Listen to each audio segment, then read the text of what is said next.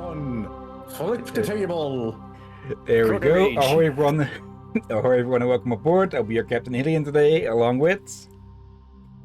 He is a mighty Lieutenant Drakir at your service, along with... Gunnery Mate Rom. And And the Driven Lord of the Orcish Armor for interrupting. Or Krogan at the Armor. moment, yeah, the Krogan Armorer.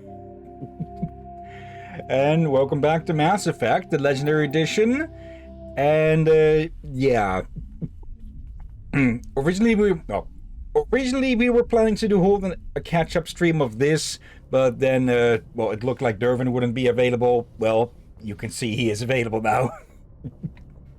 yeah. Originally we planned to maybe do bonus Zenless Zone Zero stream. Then we thought, okay, maybe the catch-up instead. Then, okay, maybe Zenless Zone anyway. And then just yesterday we got to know, oh, they're free after all. Yeah. Yeah, turns out my plans that I was gonna do for today got changed. So, yeah, the Murphy's Law, huh? Or whatever the war variant is. No plan survives contact with the family. yeah, But yeah. I'm sure the Turians love that saying. Anyways, last time we went to Therum and got Liara to join our team. I'm pretty sure of all the alien characters, she is the only one who is required to be gotten, so you can't deny her. But the other ones, Garrus, Tali, and the very same order. You could have denied them to come along, but yeah, we're going for keeping things interesting. So yeah, they're all along. Let's see. Zagros is a terrestrial world with a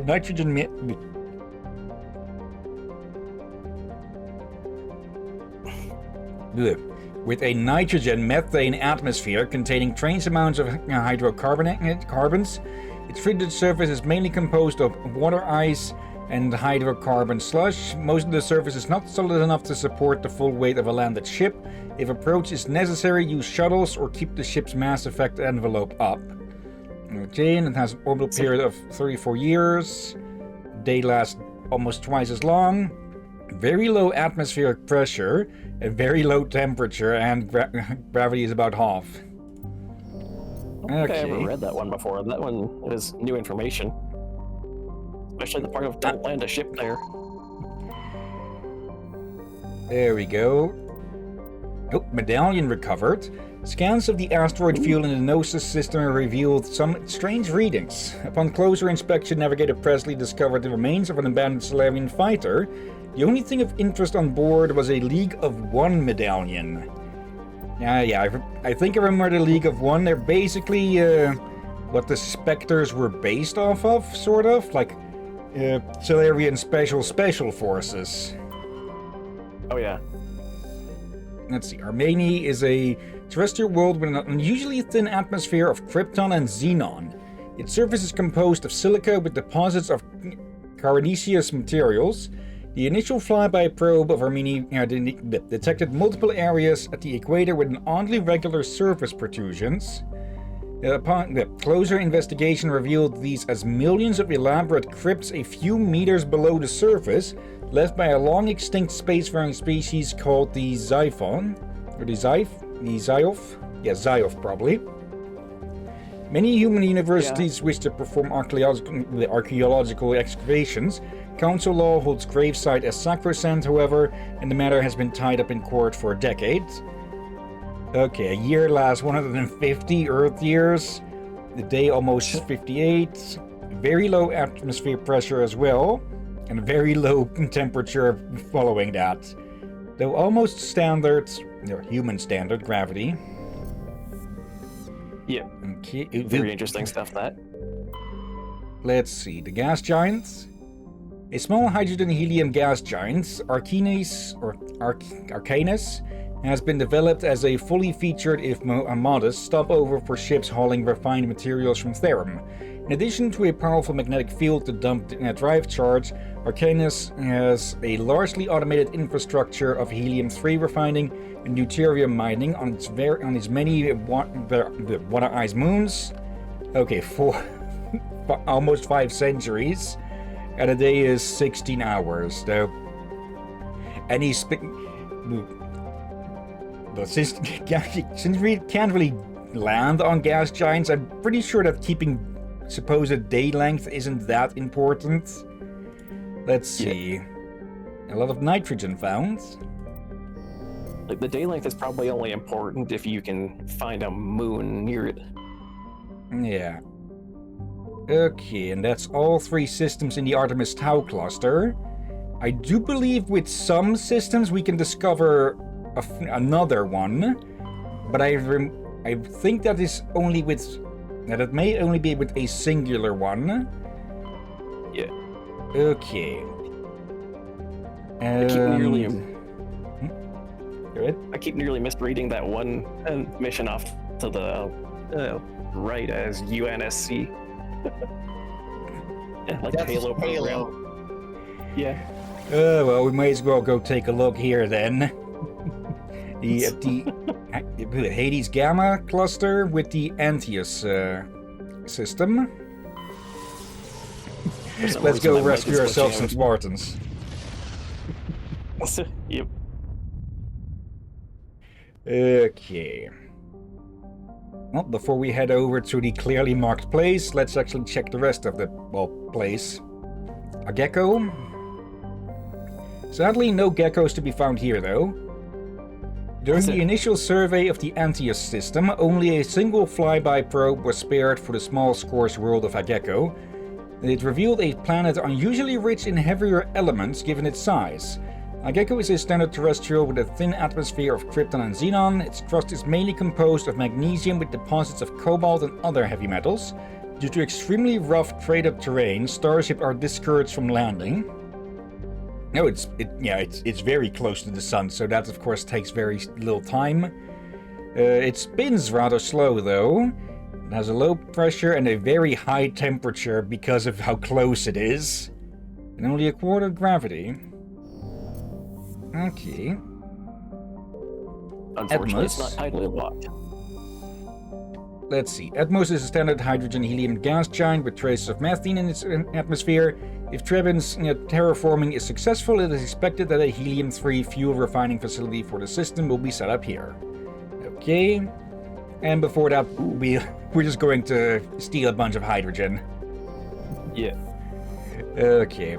I think it's actually more that we're marking these spots for future surveying or future mining, processing, and such, rather than that we're getting it on board at Normandy itself. We're not a freight freighter or a freight hauler. We're mostly doing it for like military Space scans. trucking in paradise. Wait, no, that's 2 fucking songs.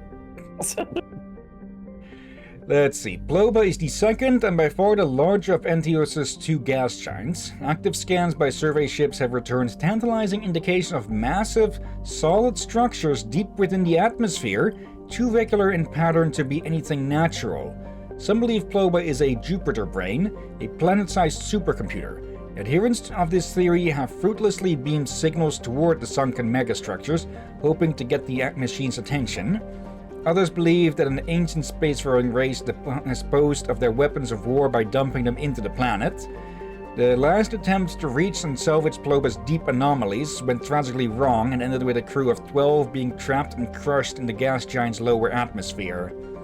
Okay, 20 years and 17 hours.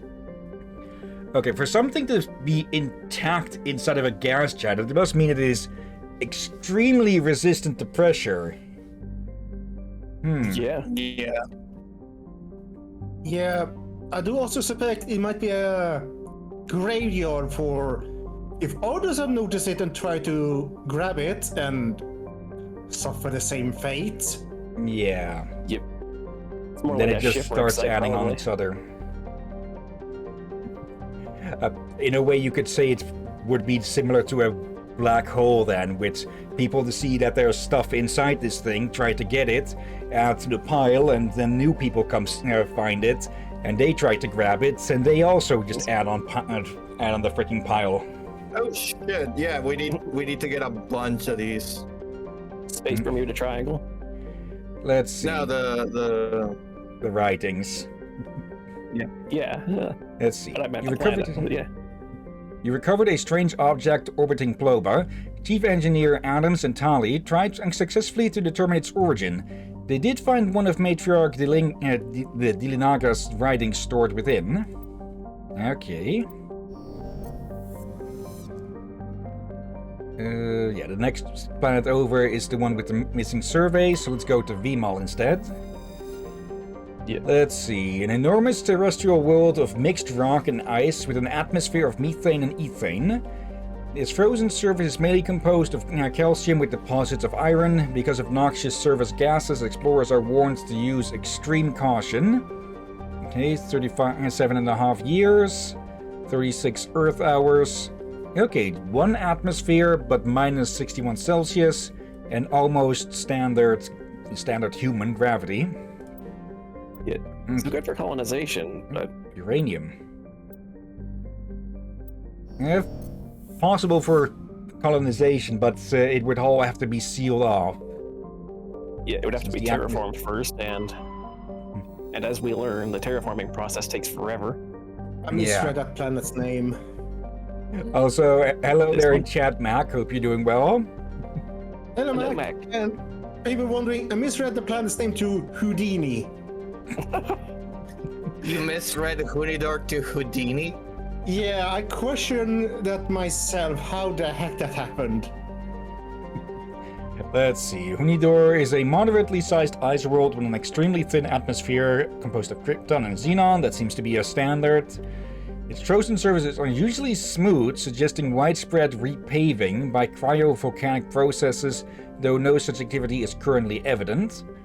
Okay, orbital period of 90, 48 hours, almost no atmosphere, and of course it's an ice planet, so of course you're going to freeze your freaking nuts off, and a very low gravity as well. Yeah. Don't go down there if you don't want to turn into a popsicle.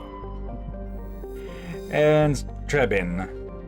A modest terrestrial world with an atmosphere composed of nitrogen and argon. Its surface is mainly composed of nickel with deposits of silver. Trebin's wasn't one of Leslie Nielsen's characters something Trebin? From the Police Squad's movies/series. I just remembered I need to see that movie still. The sequel or the recent one. Let's see. I'm blanking on what one you're talking, so. Let's see.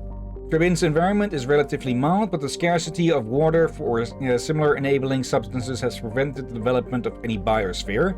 Xenogeny Exogeny Corp recently performed a test impact of a single water ice comet into the surface, the first step of a long-term plan to thicken the atmosphere and introduce water to the environment. A survey team is on the surface monitoring the geological and meteorological effects of the test impact. Most of the water released is still in the form of atmospheric vapor, but thick cloud banks have formed, as we can see. There is every indication that this arid world will soon see its first rain. The survey team's progress has been hampered by frequent mechanical or computer failures in their GPS satellites. Okay, 1.1 years, 41.8 hours, 0.8 atmosphere. That's a very low, but generally survivable temperature. If you, well... Yeah, so, actually, yeah, it's a cold sand desert. Yep. I think we have brought this up before in past streams, very past streams. But yeah, people typically think when they see desert, they think it's constantly hot and such. But during the nights, they can and will absolutely freeze. Yeah, basically a desert is hot on the day, but the shadows are cold, and when it becomes night, it gets really cold. Yeah, so for anyone that doesn't. Go on. Sorry, you go first. I would say, for people wondering why certain cultures like nomadic tribes and such have long robes and such, those are close to made to handle both hot and cold. Yeah. Yep. Also, I was one letter off. Leslie Nielsen's character from Police Squad is Frank Drebin, not Trebin, Drebin. Drebin. There we go, Captain. There. But yeah. But yeah, when figuring out this planet, you should really know how the Sahara works, basically. Oh Yeah. yeah. But yeah, And- for people, anyone who plans to visit a desert, take the correct clothing. Don't take clothing that keeps you cool in the heat. Yeah. Only you need one that actually handles both. Yeah. Also, it is entirely possible to drown in a desert, not just in oases, with rain. Remember, I think there was at least one. Go ahead. I was gonna say, remember, try not to drive this into the metaphorical ocean. Yeah. And don't get buried in a sandstorm while you're at it. I think there was at least one original CSI episode where a character, where a victim drowned in the desert, but I might be wrong with it. I do know that it was of one of those. Oh, fuck. Oh, Hey, Thresher Mall. there it is. Okay, I was expecting one to show up at the other open plane there, but yeah. Car. Oh, yeah, bad fuckers bow. calling over. Okay, that's new with the Okay, yeah, Legendary that's- Edition, I think. Keep driving. There's life. Yep. And as we will soon figure out by reading the codex entries, thresher moths are a serious problem because of their ability to spread through space. Backwards. Oh. Yeah, Like, if I I recall guess you right- could call thresher moths the local space cockroaches. Only they spit Yeah. acids. Yeah. They're And basically highly dangerous space worms that are very versatile. They're like What the Krogan fuck? in that sense. Okay, these are new. Oh, Sensory tentacles, just tentacles. expose them.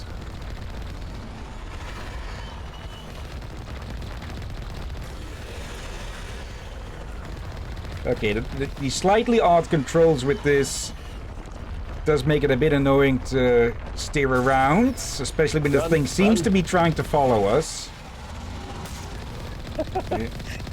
Don't let that thing get close to you. That thing does heavy damage to the Mako.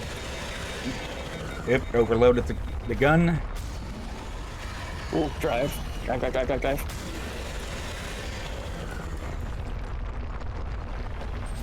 There. That fresh Ramon wants to eat you for breakfast and lunch and dinner. Yep.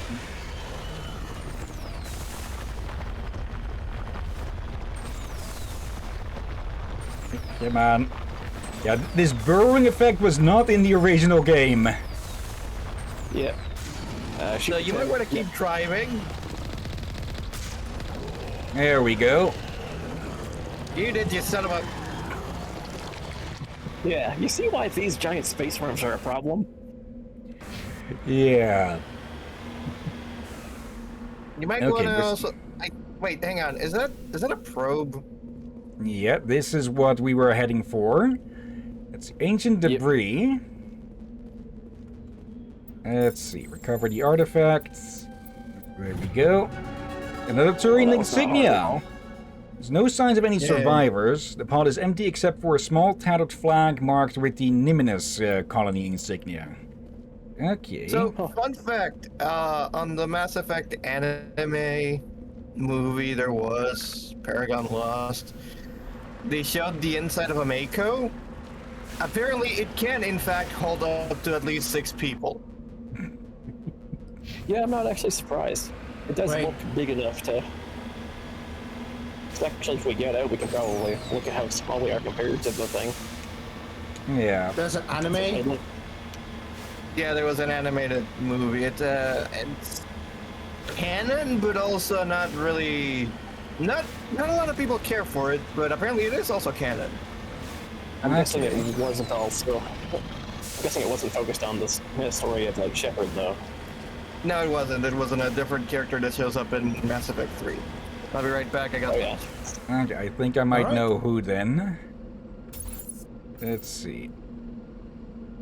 So this is the research base that's keeping an eye on this place. And it's completely unguarded. I'm not going to say who, but I remember I learned about a book of a certain Mass Effect character that we can read about who shows their face in Mass Effect 2. Okay. Alright. Data pads. Let's see. It called to us. It will lead us into eternity. We will become more than we are. We become an echo of their echo. Well, that's totally not Dead Space bullshit.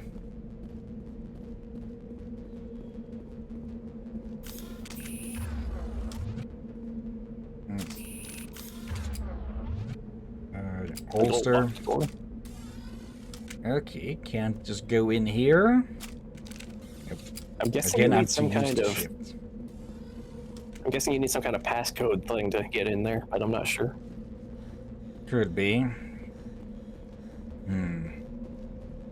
We could investigate the giant fortress.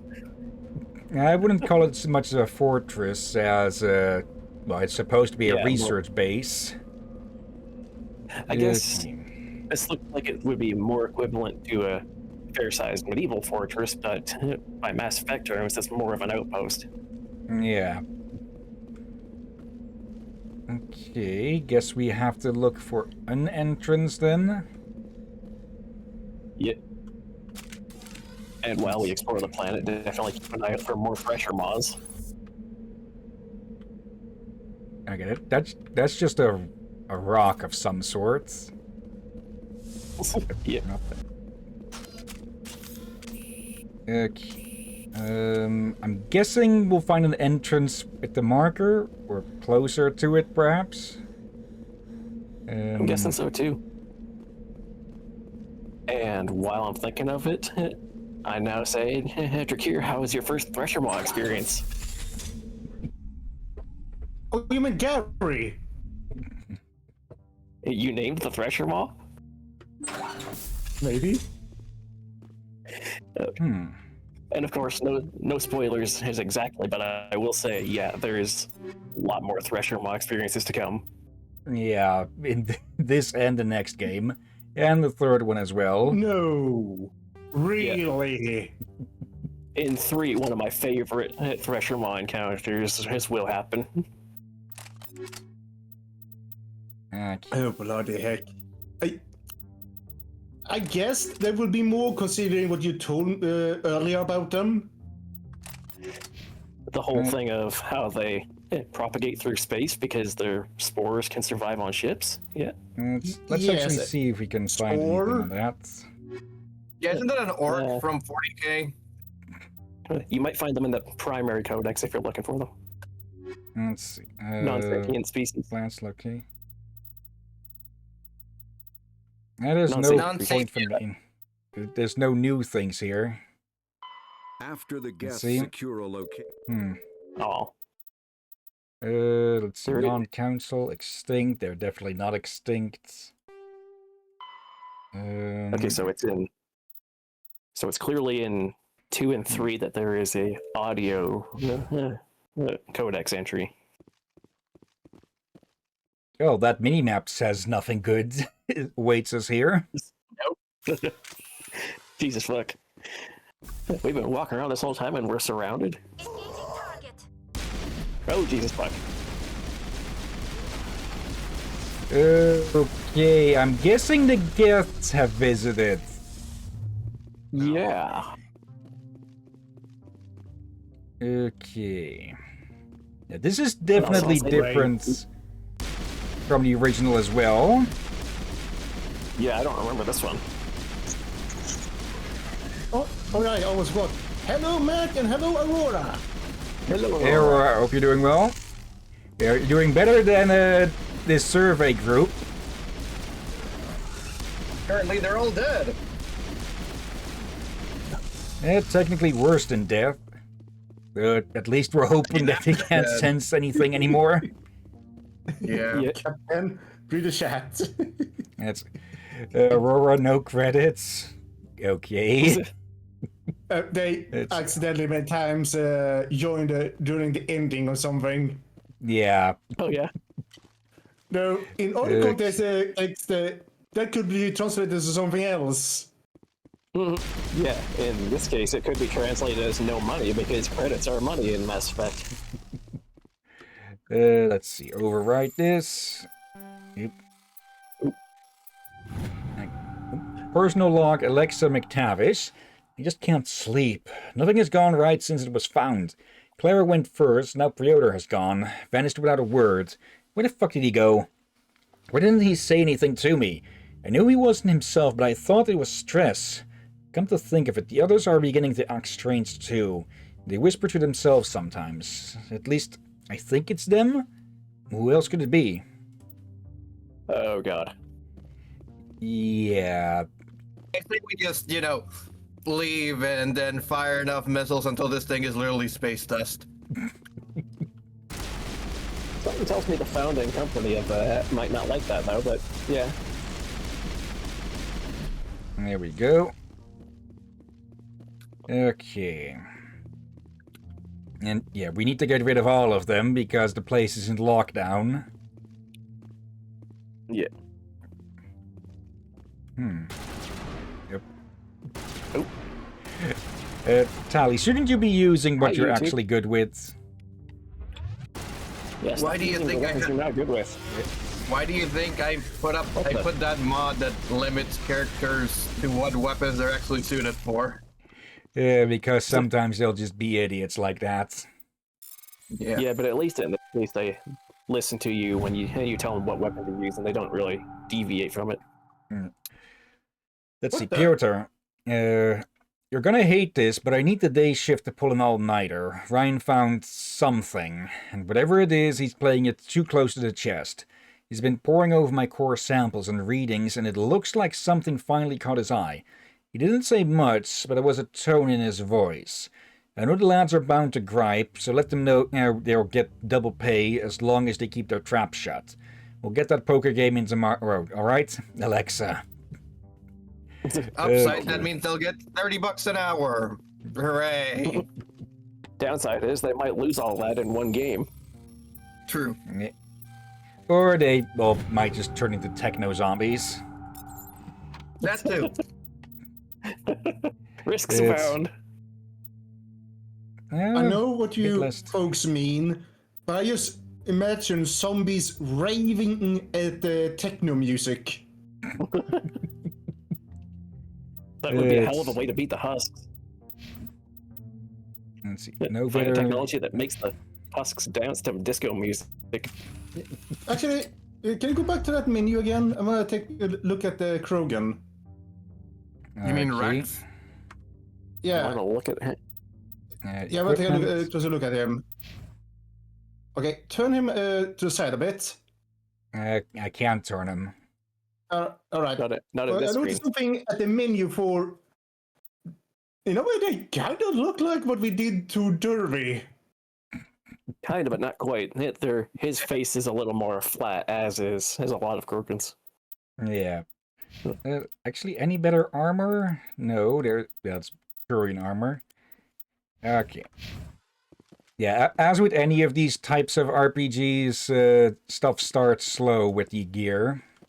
It'll get it'll get You might want to. You might want to throw these idiots.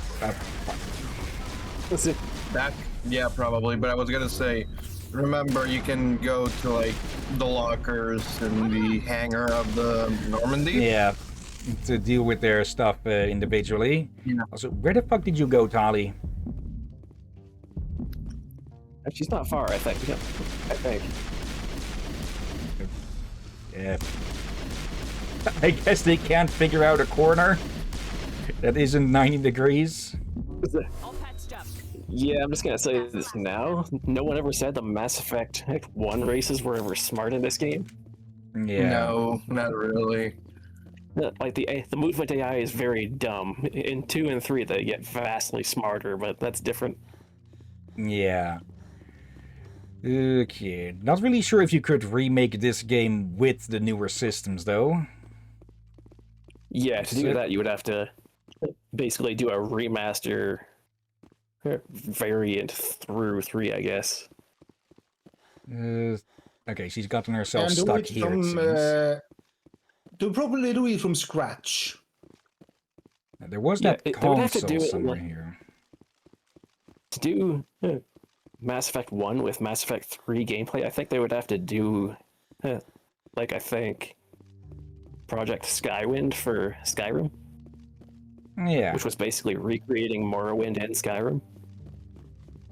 Oh, they're recreating Vampire the Masquerade Redemption in Skyrim. There we go. I didn't know about that one. Logs, Yeah. the survey team unearthed some kind of alien technology. Could be answers at the excavation site. All right. Okay, I'm guessing whoever's... I'm guessing whoever has the highest tech ability in the squad will do that animation. Yeah. But of course, as I'm sure that dialogue gave away, and it will repeatedly, Rex is a lot wiser than he appears. Yeah. This way. Alright then. Time to head on over. That's a badly placed door. Like, imagine if you got on top of it and accidentally turned it on and you fell down the stairs. I'm assuming they'd have something on there saying, "Do not stand on this, you dumb fuck." Yeah, big old warning sign that says, keep clear of door, do not stand on the door. If you stand on this and fall through, you fully deserve it. The same warning should be on the Normandy airlock. It's like, do not stand too close to the door and do not open them both at the same time. I'm pretty sure with airlocks that is typically physically impossible. Yeah. Like they are hard locked that they can only open when the other is shut. Yeah. Please do not open unless pressurized. Yeah. That would be a good way to clear the ship of hostiles, though, if you need to. Find a way to bypass the doors and open them both. Good to go. Yeah. Okay. So you do what they do in FTL? Yep. 12 points. Okay. Oh, wait. There we go. Medium definitely do armor. Come on. Maybe throw some points into warp so you can get your barrier. Yeah. There. Okay. Barrier. Okay. Bit more pistols. And one of shotguns. I kind of like how they did barrier and other shielding abilities. Okay, this one is going to get points next. Oh yeah. For the revive. Yeah, the ability to revive your allies is a good one. And with Tali, we're going to max these two out and then let it decide the rest. Damping temporarily disables enemy biotics and tech within a certain radius. Oh, okay. Didn't know about that one. Either that or I neglected that power in my own playthroughs. Alright. It seems that we've been hit with some sort of toxic ground ourselves because that healing did absolutely nothing. Yeah. Yeah, toxic grounds turned the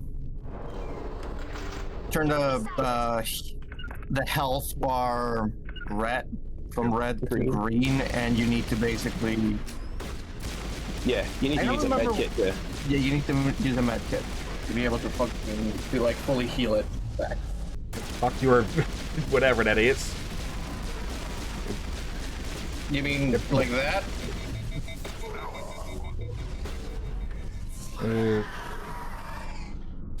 Shotgun. Zertali, go over there. You might want to move so she'll do it. Yeah. You're still by the door. No, she's Might also also just say sticking it in the again. door. I'm seeing that they don't do this in this one, but I remember in Mass Effect 2, if you shoot your allies, they sometimes have audible reactions. Yeah. Like, Fuck you. damn it, Shepard, I'm not a husk. Some alien technology that turned them into mindless fanatics. A bit more than just mindless fanatics. Long gone now. Yeah. Okay, Well, totally not back ominous. to, Well, Yeah, that looks... how many nukes do we have in the Normandy? We might need one for this place. Yeah, because Probably. one look at that mechanical altar, and one can easily say, Geth or Reaper. Yeah, this I'm is gonna go too with- old for this is too old for Geth. I'm gonna go with the Reaper and also nuke it. Let's Yeah. just follow Ripley's advice. Taking We didn't that pack thing, a that's giant. all. We didn't pack a megaton bomb that the Mako can get in here, did we? Shit, good point. Uh-oh.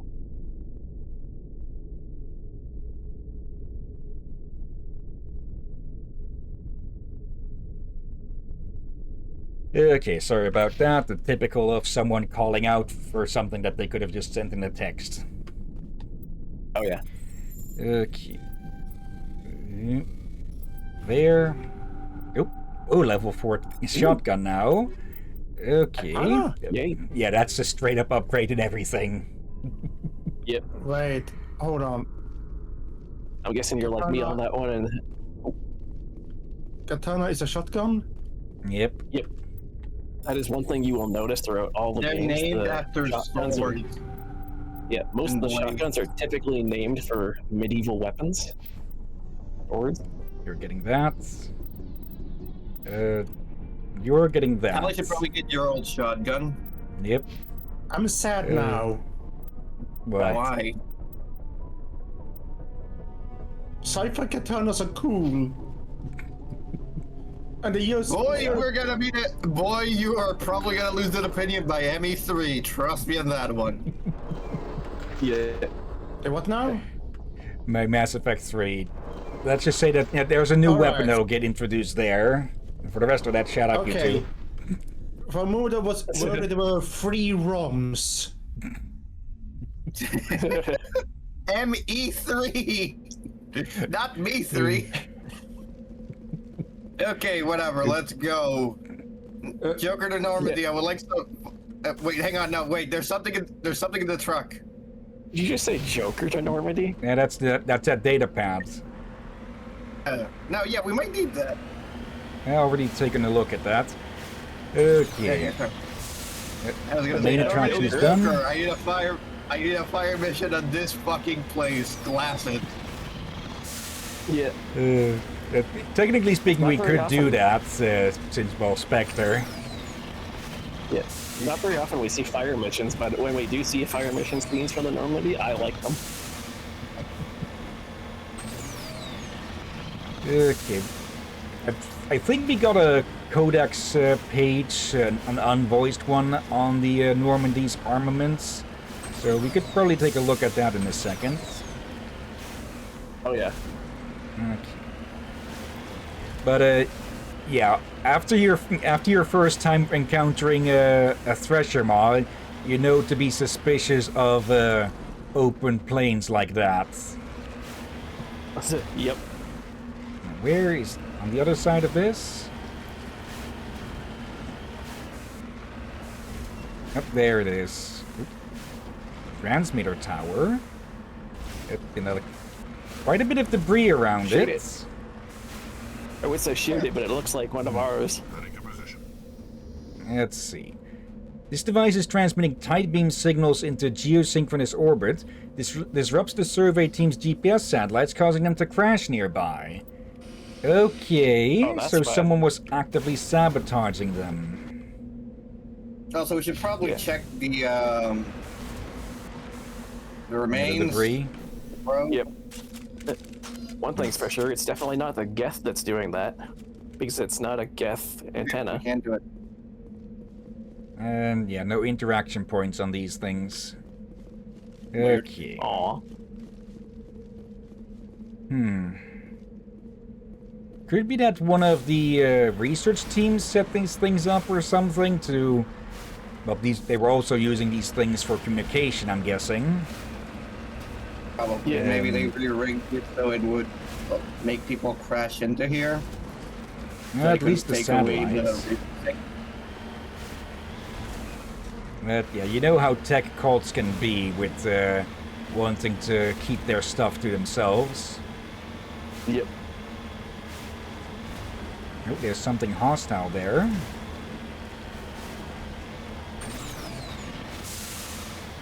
There's a fair number of tech cults that we will learn about throughout the course of the gameplay.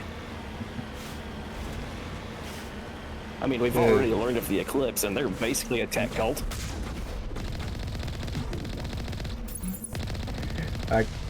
Honestly, if you see something with a cannon like that come over the edge, are you... The smart thing would be to just put your hands up and, yeah, not do that. Okay, ooh, this one's a bit trickier. Holy. When we're done here, we should get a good look at those mercenaries. Just to be sure. Probably. Goddamn. Nope. Yeah, going to fail this one. Just use the Omni gel. Just use the gel. Wrong sides. I'm pressing up. Okay. Why was it not fuck it. There.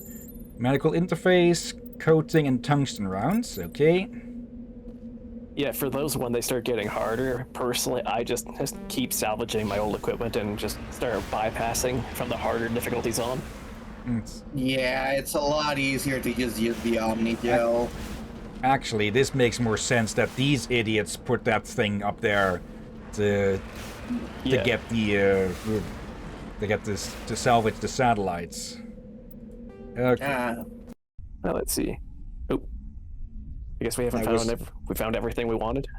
Yeah, there's probably some mineral deposits here or there, but we'd have to go quite a bit out of the way to find that. Yeah.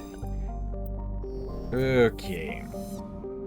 Yeah, that means that we've seen everything here. Let's go take a look at Farinata then. Okay. Using the slowest method of travel there is because patching it through. FTL is slow. Commander, we've got a situation that requires your expertise. A group of fanatical biotics have kidnapped the chairman of the Parliament Subcommittee on Transhuman Studies. Their freighter sustained damage and is dead in space. Get in there and take them down. Huh. What kind of resistance should I expect? The biotics were seen loading equipment into the freighter. Expect traps and combat drones. Nothing you can't handle. What are the biotics asking for? They're L2 biotics, and most of them are suffering major side effects from the implants. The subcommittee denied a request for reparations to all L2 biotics. Apparently they'd like the chairman to reconsider. Yeah, you don't say. Can't imagine What's the why. priority on saving the chairman? Saving him would be my preference, but we must make it clear that these tactics don't work, Commander. Your top priority is to neutralize the biotics. Understood, Admiral. Well, I'll see what I can do. I appreciate you taking the time, Commander. I'm sending you the last known coordinates of the freighter. Good luck. Fifth Fleet out. Okay, they probably well... could have got... What? Oh, yep. They probably could have gotten away with something if they actually tried to negotiate a little better, but since they did that, I'm against them. Yeah, there are times where people are pushed to violence because they have no choice. But yeah, typically it doesn't really help you with your PR if you do turn to violence. Still, let's check everything out here before we do anything drastic. Let's see. Juntama is a small, broiling terrestrial world. Its thin atmosphere of carbon dioxide and ethane is being steadily blown off by the powerful solar wind of the star Farinata. The surface is scorching hot and mainly composed of sulfur with deposits of copper. Its density is low enough to leave the world tidally locked to Farinata. The Alliance Defense Data Network notes that several ships have been spotted cruising near Juntama with transponders turned off. While an Alliance patrol attempted pursuit of one, the unidentified vessel rabbited to FTL. Its trail was lost when it obscured its light trail in the confusion of signals along the Anasi Eastart shipping lane. Okay, so likely smugglers and such. Probably. Distance of 70 Earth distances. An orbital period of 102. Distance, wait, no. 70 Earth distances? Yeah, 1 AU is the distance from the Earth to the Sun. Oh, yeah. So wouldn't it just make sense to you say 70 AU instead of 70 as Earth distances? Well, it does narrow down to the same.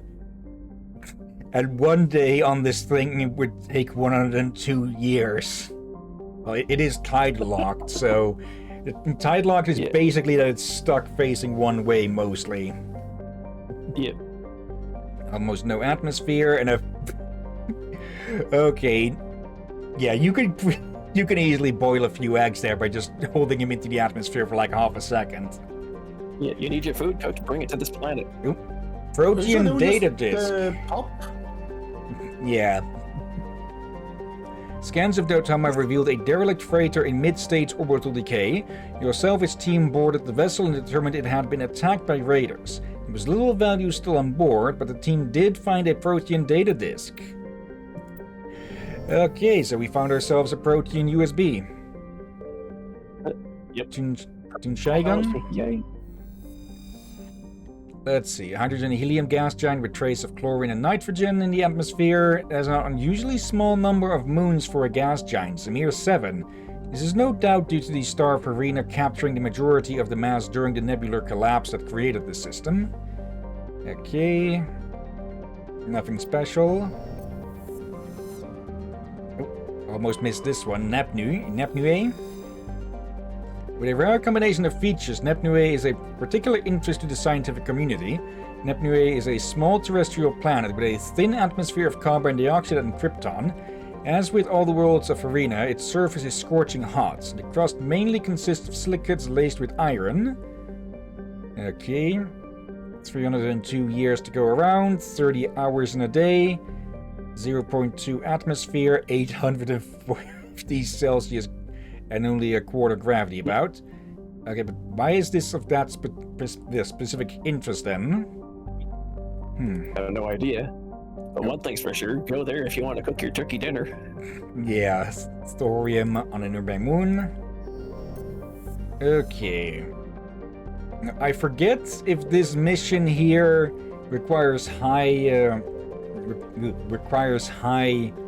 charisma or intimidate. But I don't think it has any effect. I'd say if you're worried about that, then save it, but...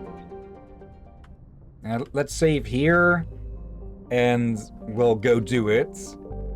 And, yeah, we'll see if we're good enough with the gift of Gib to... Wait. Ontario. Gift of Gab. Yes, Ontario, Canada. Yeah, as you'll figure out, some of the human ships are named for regions on Earth. Yeah. Like the Normandy and later ships. And just for the record, the Ontario is named after that because BioWare's from Canada. Yeah. I did not know that. Let's see. The Ontario is a Kowloon-class modular conveyor of human design. Configured for mixed freight and passenger hauling, it is making a hard burn for the cover of an asteroid cluster. Registry, private owners, Citadel Station. Well, we're going to board. Yep. Alright. Let's go with our typical squad here. Equalizing interior pressure with exterior atmosphere. Logged. The commanding officer is ashore. Exo Presley has the deck. Presley, you got the deck. Do not fuck this. All right, come to a party Captain. on the ship. All right, Captain. Get ready to start airlocking that Turian and that Asari. Can someone translate that acronym? Which acronym? What acronym? No, XO, Executive XO? Officer. Executive officer. He's like the second in command of the ship. Okay. Yeah. Okay. So whenever you this hear ship- XO, you think second in commander, yada yada. Yeah. Well, we got 3 seconds to rescue the hostages, so 3 seconds. Okay, we're fine. I mean 3 minutes. Never. Fuck it. Just shoot. Getting- Just run and shoot. getting thrown around because, well, it's a bunch of biotics. Of course they're going to. Well, that happened. All right. So, all right. Yep. Somebody hit the save button for that clip. Ow. There. Actually, it reminds me. You I told- think I forgot to edit the last few clips that we had.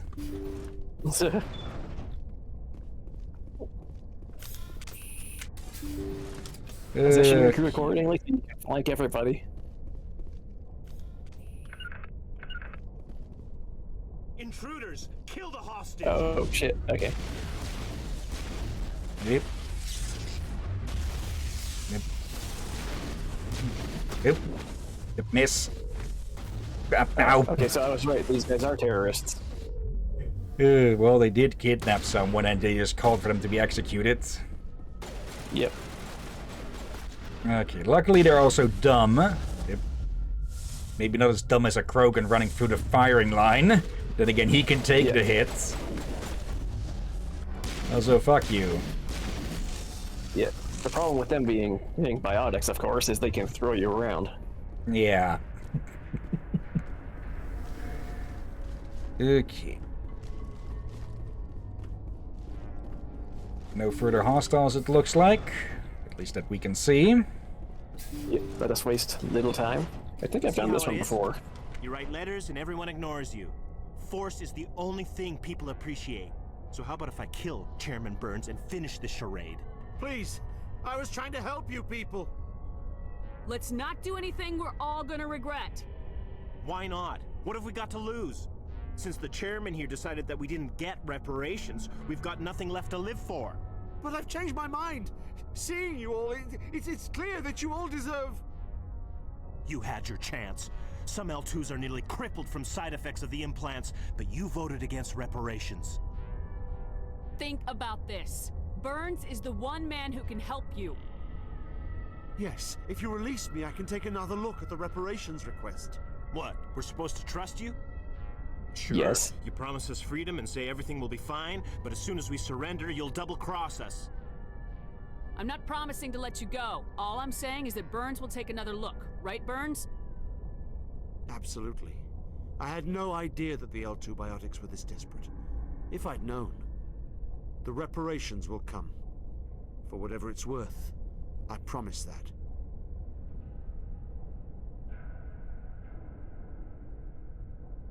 You're right. I don't want to die. Maybe something will happen this time. We surrender. Thank you, Commander. I thought I was dead when they took me. I'll see to it that the reparations discussion is reopened. I didn't know they were so desperate. A 5th Fleet cruiser will be by shortly to pick you and the prisoners up. Okay, I kind of feared that we wouldn't have enough charm to get through that one. Apparently we didn't need Also, very for the much. record, I thought I was dead when they took me. Yeah. So as I was saying, the gun the biotic terrorist was using on the guy, yeah, that was a shotgun, so it would have been messy when he pulled the trigger. Yeah. Yeah. Like, even though bullets in the Mass Effect, or bullets with Mass Effect guns are like the grain of sand, they aren't being shot off at like the speed of light almost.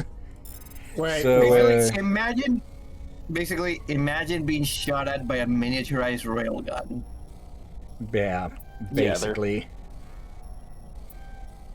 There are some power limitations depending on the model, of course, but that's nothing new. Are you telling me you're basically shooting empowered, what's it called, sand bullets? That are still metal and all. But yeah, that's a lot of force being put behind a very small area, which, well, will still punch a freaking hole through you. Yeah. Oh wait, I was thinking about I forgot it's called something that's ammunition that's made of salt. But like the mosquito shotgun things or something. Yeah, like I think it has been used in real life. They were unsure if it's used anymore due to I think it was used within law enforcement for a while. Stand by. But may got them banned, maybe. Maybe not for that purpose, but I have seen little, basically fly swatter guns that are using salt. Yeah, that was what I was talking about. I haven't heard of anything like that used with police work or something. Logged. The commanding officer is aboard. Yeah. XO Presley stands relieved. Okay. Oh, with that resolved, we can continue with our survey of the area. Message coming in. Nope. Patching it through. I see Presley didn't fuck anything up. Situation, Commander. Chairman Burns was quite impressed by the way you resolved the situation peacefully. Your assistance above and beyond the formal duties has been noted, Commander. Fifth Fleet out. Okay, so one thing to note there is that those messages would typically play over the galaxy map and such. But yeah, it makes more sense to have it happen in the comms room. Oh, wait, didn't we already find this? Yeah, we did. Yep. Because, well, there's a whole lot less people who can listen in on what might be confidential bullshit and such. Yeah. Why is that still being marked? We already did that, didn't we? Yeah. Let's see. Unless you need to tell someone about it? Could be. Let me do a quick check. Let's see. Survey team. Explorer. Is something in... I guess there's something you missed. Okay. Huh. Oh well. I'm pretty sure we found everything there. Could be that there was something to point out another place or something. Yeah, so back you go. Yeah, back to presumably the world you can land on and check it out.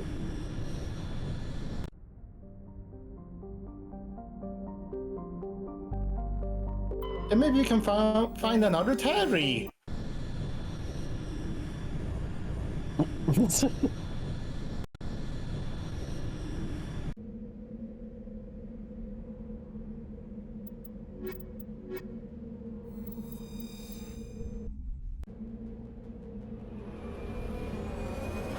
Okay. I've still got some of my dessert left over, so that's why I muted. Oh yeah. Okay, but what did we miss then? Medal of Exploration 2? Yeah. Down south. I'm not seeing anything there. I thought I saw one little marker, but... Maybe you missed something in the cave. Maybe. Let's see what it specifically says. Let's see. Explore excavation sites, huh? Okay. So we didn't fully explore it? There might have been a door next that we didn't go to. I'm pretty sure all the doors there had red marks or so. I guess we can double check now. Also, you can probably grab some of that metal. Yeah. Yeah. Or whatever minerals these are. Probably something fancy. Plutonium. Okay. Here we go. I just remembered something. What's that? I think Derby may remember this. I gotta test Rom with this, and maybe the captain as well. And me apparently, because I'm being like, what are you trying to say that I know? Well, let's see here. Name me two of the favorite music genres that dwarves love. Rock and stone. Or rock and heavy metal. You almost had it, Captain. You almost had it. You're so damn close. Metal and rock. Again. Almost there. Wait, let's see. Can you do hard rock and heavy metal? There we go. Welcome to the Hard Rock Cafe for dwarves. Okay, the reason I remember that actually from JT Music's video on Ark. It's Survival Evolved, one they made before all the bullshit with it. Oh yeah. It's actually a collab with Dan Bull, where one of the lines is, "I'm into hard rock and heavy metal." You're supposed to open these, maybe?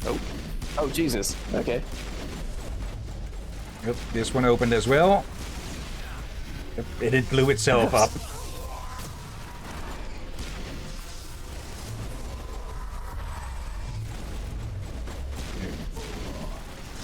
It need to pull back some.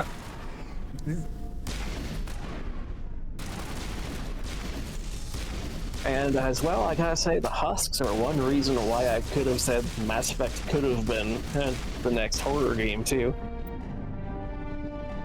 Okay, that accounts for all the Exogeny survey team. They were converted to cybernetic husks by devices similar to those used by the Geth on Eden Prime.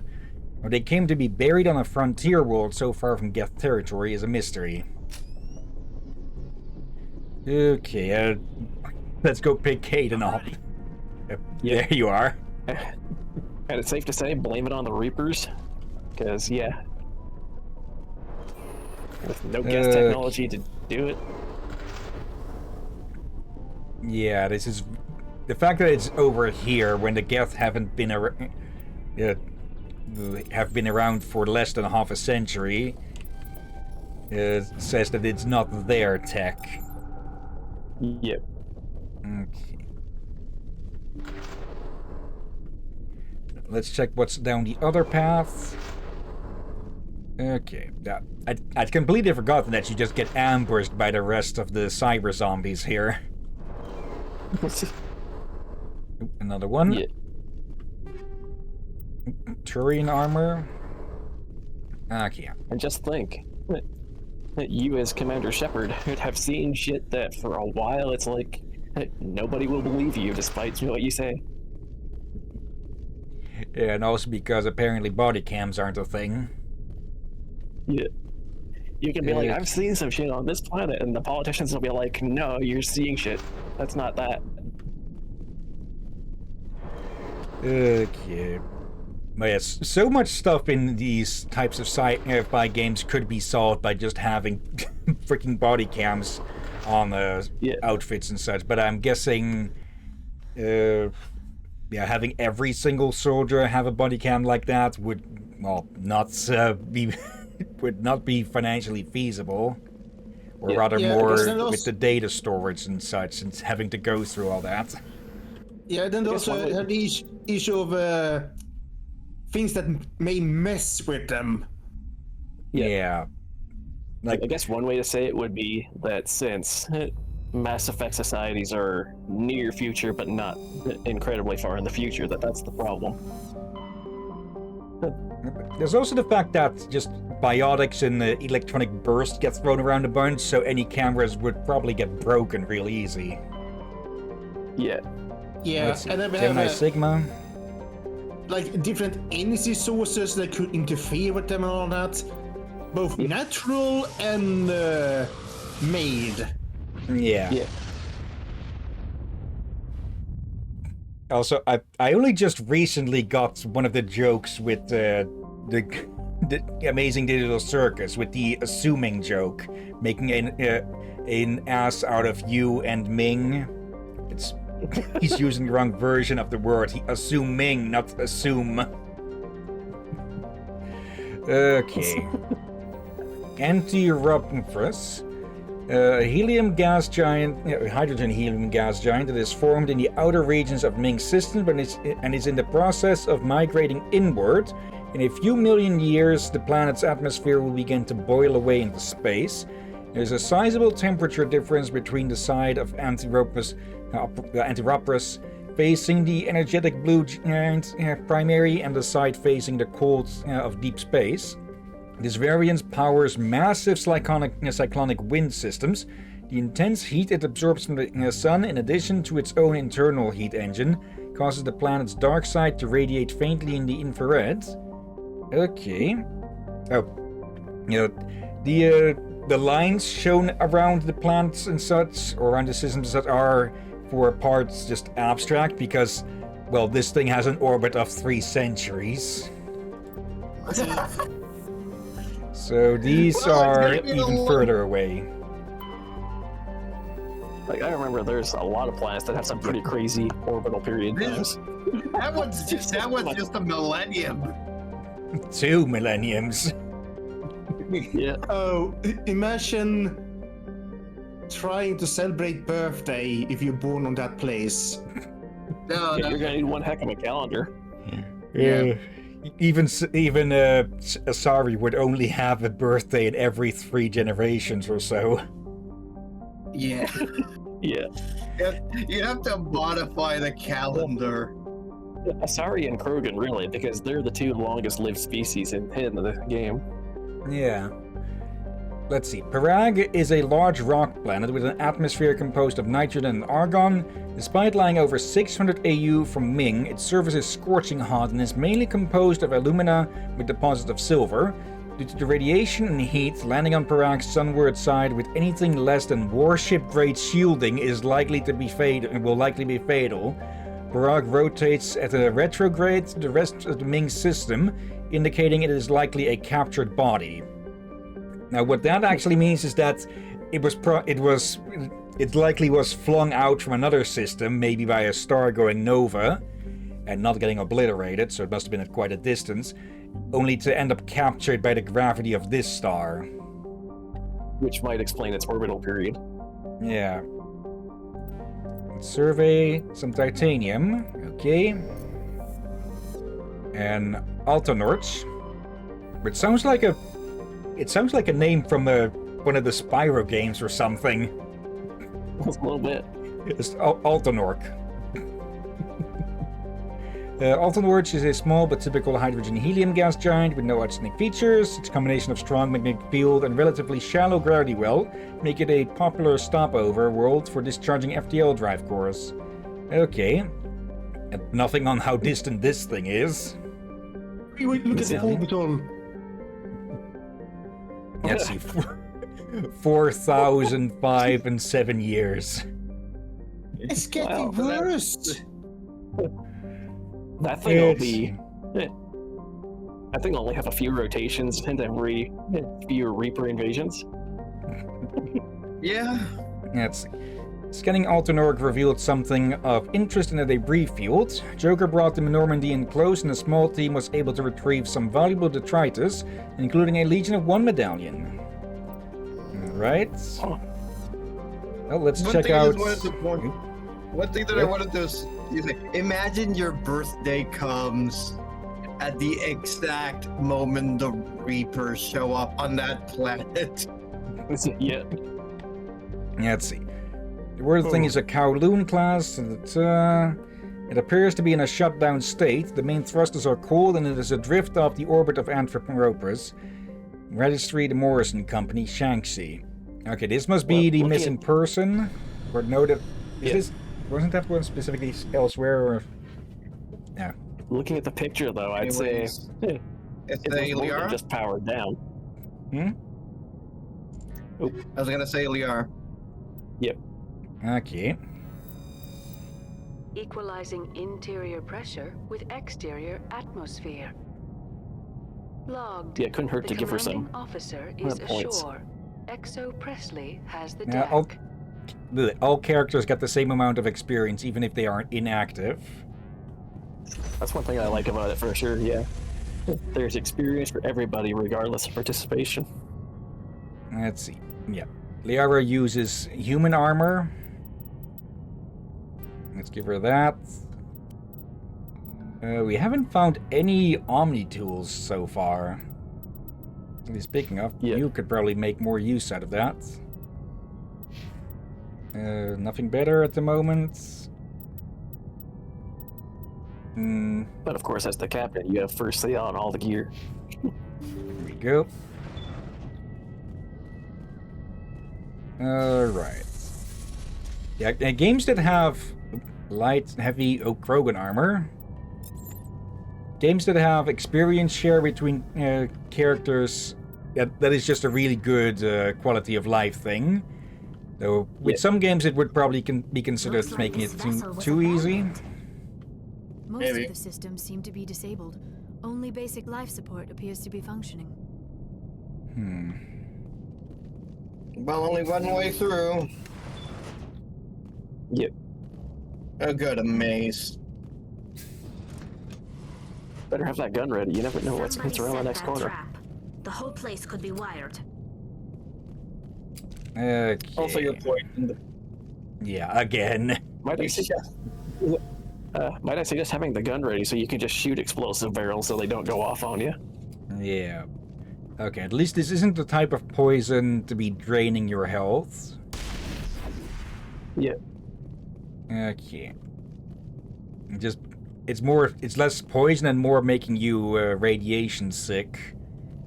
Not really that either, but hello, mainframe. This terminal seems to be an override control for the Worthington's onboard systems. A quick scan reveals a deliberate shutdown of nearly all functions save life support, and all remaining power has been rerouted to the medical bay. Intriguingly, the terminal's last recorded action is a command to cut power to the forward doors, timestamped just minutes before your arrival. Administrator level access is restricted, but the last command appears to be an isolated override, possibly rushed and not fully integrated into the system's lockdown. This loophole should enable you to reverse the command, restoring power to the doors at the bow of the ship. Okay, so there is someone on here. These traps weren't just set ages ago. Yeah, I don't remember this mission, so this is new. So I will wait a bit before I refresh my coffee. Okay. What was that? Is there someone else on this ship? Probably. Well, we did just read that someone activated something just before we got here. There we go. Perhaps a bit too close with the second to last one, but well. Yeah, and I find it curious that as you shoot those explosive barrels, they're producing a shorting out sound.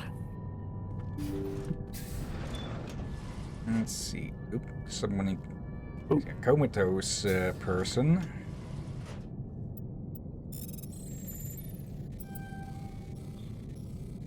There. Okay, level 4 stuff again. Woohoo! Looks like that machine is keeping him alive. I do not see any brain activity on the readouts. He is dead. This body is just an empty shell. Leave him alone until we know more about what's going on here. You are right. Better to just leave him be for now. Okay. Don't touch anything, just in case he comes back as a zombie.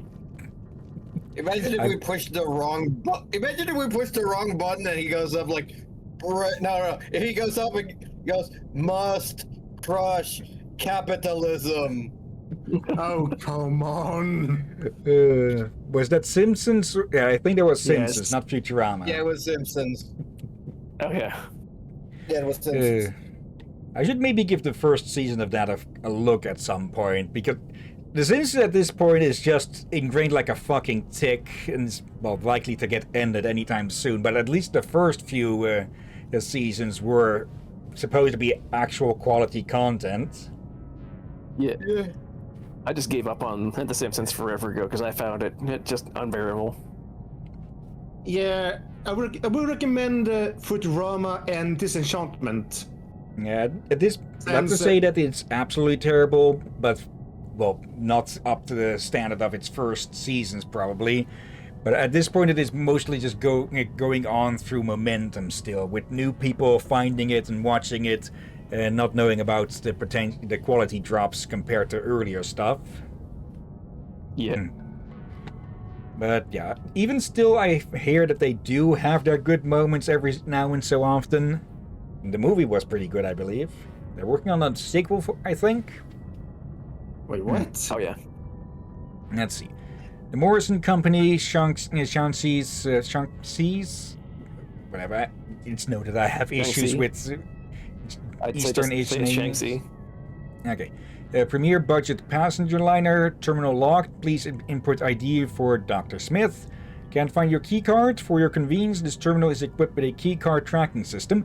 Activated to pinpoint the last known location of your card. Remember, efficient operation keeps us flying. And that narrows down where we need to go to find this. Or not. Yep. Because the other one is still up here as well.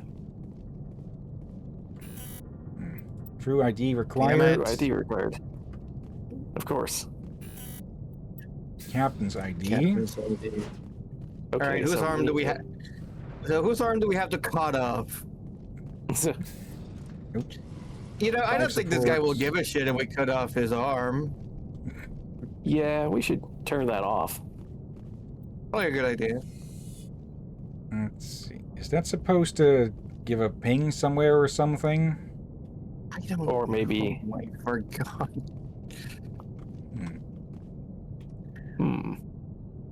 I can't quick save, remember this apparently. mission, so- Oh, wait, I see. There's a proximity detector now. Oh. Yeah. Man, are we blind? I don't remember this mission, so I can't be too helpful, because I don't really know what's going on, apparently. I did do this mission, but it's also been fucking years. So, yeah. I noticed something weird behind you, Captain. If you go... Wow. No, that's the detector. Oh. I heard that ticking and I was like, shit, it's a bomb. Oh, bloody hell. Yeah. If you go back No, you to have to get... If you go No, back you to have the to get wheels, closer. look at that wheel there. Notice something weird? Yeah. Need the wheels? And the Yeah, fact that they're wheels. different from the others. And that No, this one is one leaning is- and without falling over. Yeah.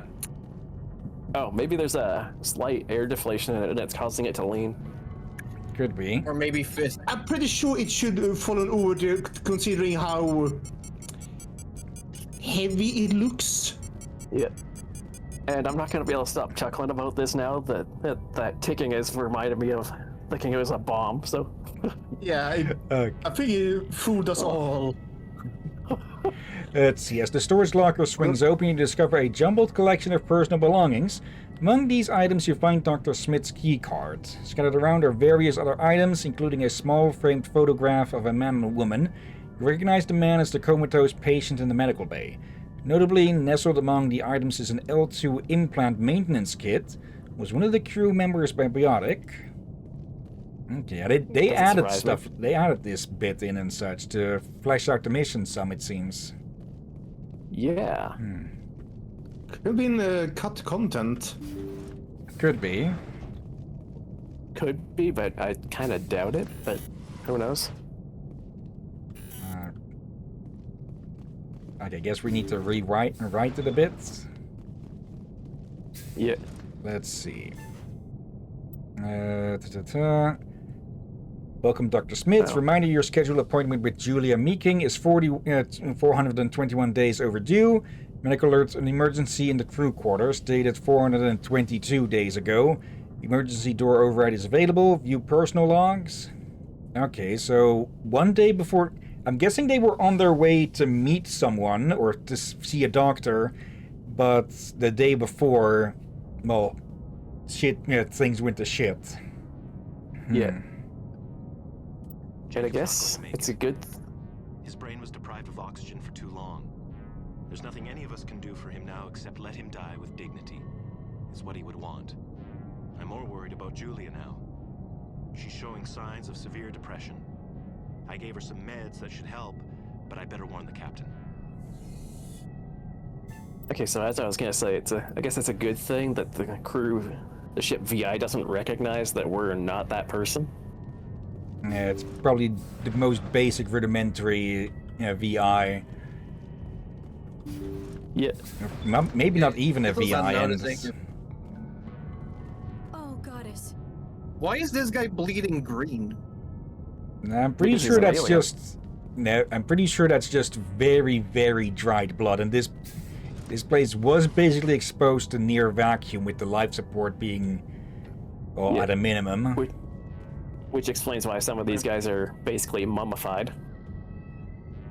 Find a security card on the captain's limp body.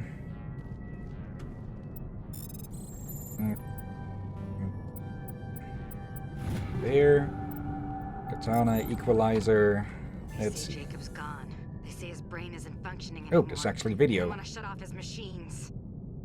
But Jacob's the only thing in the world that matters to me. I don't know how to help him, and it's tearing me up inside. I just feel so helpless, so damn angry. Dr. Smith gave me some meds to calm down, but I didn't take them. I can't. Not until I figure out a way to help Jacob. I won't give up on him. I won't. Well, I'm guessing she took it well. Yeah. Yeah, well past what would be considered reasonable. Yeah. Okay. Yeah. Someone was shot here. Jacob is showing no signs of brain activity. There's nothing more we can do for him. He wouldn't want to be kept alive by machines, so we're going to disconnect the life support. Dr. Smith is worried about Julia's reaction, though. She can't seem to let Jacob go. The stress is making her implants flare up, causing intense migraines. It'll probably be easier for everyone if we don't tell her until after we shut the life support down. Give her a chance to. Julia, what are you doing here? Why are you... Oh, well. That answers two questions at once. Oh.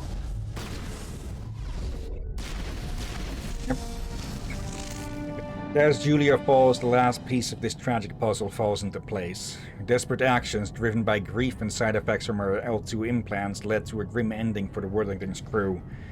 Now all that's left is to deal with Jacob and return to Normandy. Oh. As he just dies into it in the middle of a blue explosion. Okay. I think it's safe to say we overloaded her biotics. A bit more than that. Shut down the machines. That was the compassionate thing to do, Shepard. Yeah, honestly, at that point, it's more a resource thing than anything. Yeah. Yeah. Okay, it's time to let it go. Now, don't blink. Alright. Let's just head out of here. Wait. I got an idea. Captain, if we go back a bit. So for the wheels again. The wheel, okay. The wheels, the bigger ones. Should we attach one of these bigger ones? No. Physics! The bigger ones to the left, right? That makes, yeah, the massive ones, Captain. I don't think he noted, yeah, this one. Should we attach these to your bike? That's a bit much. Yeah, you better make some size modifications to that bike if you want it to work. Turning it into a freaking monster cycle instead of monster truck. Well, you will no longer have trouble in traffic? No, Be sure with to ice at least, probably, or off-roads. Yeah, be sure to attach some guns to the side so you can have some extra fun. A bit closer. Stand by. Okay. No, I know I said during Tomb Raider Underworld that I would like a motorcycle to that to the one that Lara used, with the just wheels that were so wide you could just park it without any standard and it would still keep standing up. XO Presley stands relieved. Oh yeah. It basically had a pair of barrels for wheels. Would be cool, kind of. Okay. So yeah, that was not the missing brother. Okay. Great. I'm gonna really quickly go fill my coffee again, so be right back. Okay. All right. So I'm guessing one other thing that could have happened here is during her rampage, Julia may have damaged something that led to it basically be ending up stranded. And she basically just turned the place into one massive escape pod. And not even that, more like a sort of not coffin, since she probably could have sent a rescue message or something, but, well, didn't. Let's see. I don't want to get too far... I don't want to get confused with where we have and haven't gone, so let's go over here to the Exodus cluster with the Asgard system. Okay. And yeah, sooner or later we'll end up coming across one of the other places we need to go, like Pharos. Commander, we've got a priority signal from 5th Fleet headquarters. Patching it through? Commander, there's a situation in the Exodus cluster. Terrorists seized an asteroid being moved into orbit around Terra Nova. They're gonna bring it down. We only have an hour before the rock hits the red line. Why was the asteroid being moved? I think they're gonna tether it to an orbital elevator. I didn't ask. All that's important to us is that a big rock is gonna hit dirt in 60. We're at your disposal if you need us, Admiral. I appreciate that, Commander, but there's another factor you should be aware of. There was an engineering crew of 100 aboard the rock. They were monitoring stability during transit. As far as we know, they're still aboard. Are we sure the engineers are alive? The terrorists claim they're still alive. We're holding fire until we can extract them or confirm they're dead. We can try to extract them. You're our best bet, Commander. I'll send in the Marines from the Harari if I have to, but they're mostly greenhorns. Your best option is to gain control of the engines. The engineers installed 3 fusion torches to propel it from the asteroid belt into orbit. If you can get control of them in the next hour, you can change the asteroid's vector, steer it into a stable orbit around the planet. If that's impossible, see if you can get the engineers out. We'll blast the rock into rubble. If all else fails, we'll have to sacrifice the hostages. We'll make it right, Admiral. Thank you, Commander. We'll transmit the asteroid's location and vector to your navigator. 5th Fleet out. Okay, so clearly I missed a little bit there, but I think I get the gist of it. Okay, I think we should probably hold off on this one, because this is something that was added with the Bring Down the Sky DLC, and I think you can see why they named it that, says to bring down a fucking asteroid on a planet. Yep. Okay. Let's still take a quick look around the place, though. Bohr. A huge hydrogen-helium gas giant with over 90 moons. Its striking coloration is caused by the light of ionized hydrogen filtering through an upper cloud deck of sodium. The source of the ionization has not yet been confirmed, but Bohr's mass, equal to 6 Jupiters, and high temperature suggest it may be a small brown star, a large gas giant that gained nearly enough mass to ignite into a small star. Though Bohr's deep gravity well makes mining operations difficult, it is the only gas giant in the system. The hydrogen needed for the local fuel cell industry, combined with the ever-present need for helium-3 fusion torch fuel, make it economical to mine. Okay. Well, that gives a lot of insight as to what that planet's good for. Terra Nova. Let's see. One of the Class 1 colonization prospects discovered by the first wave of Alliance surveys in 2150, it was the second human extrasolar colony and the first beyond the Charon mass relay. It currently has the highest population of any Alliance colony. Though bounded by a harsh equatorial desert, areas closer to the poles are temperate. The pace of development was modest until extensive deposits of platinum were discovered in the 2170s. This rare metal required in the clean-burning hydrogen fuel cells that power private vehicles attracted a platinum rush of immigrants and investment from throughout Alliance space. In the past 12 years, Terra Nova has seen a 30% rise in population, and growth does not appear to be slowing. Founded in 2152. A population of 4.4 million. Capital Scots. Okay. 1.5 year orbital period. A day of 37 hours. Atmospheric pressure of 0.9. Average surface temperature, or I'm guessing it means average, about 56 Celsius, and almost 1 gravity. Wait. Yeah, I'm guessing it meant average, but what? I think that was a Star Trek reference there. Which? The capital. It's capital of Scots. Oh, yeah. Maybe. Tyr is compositionally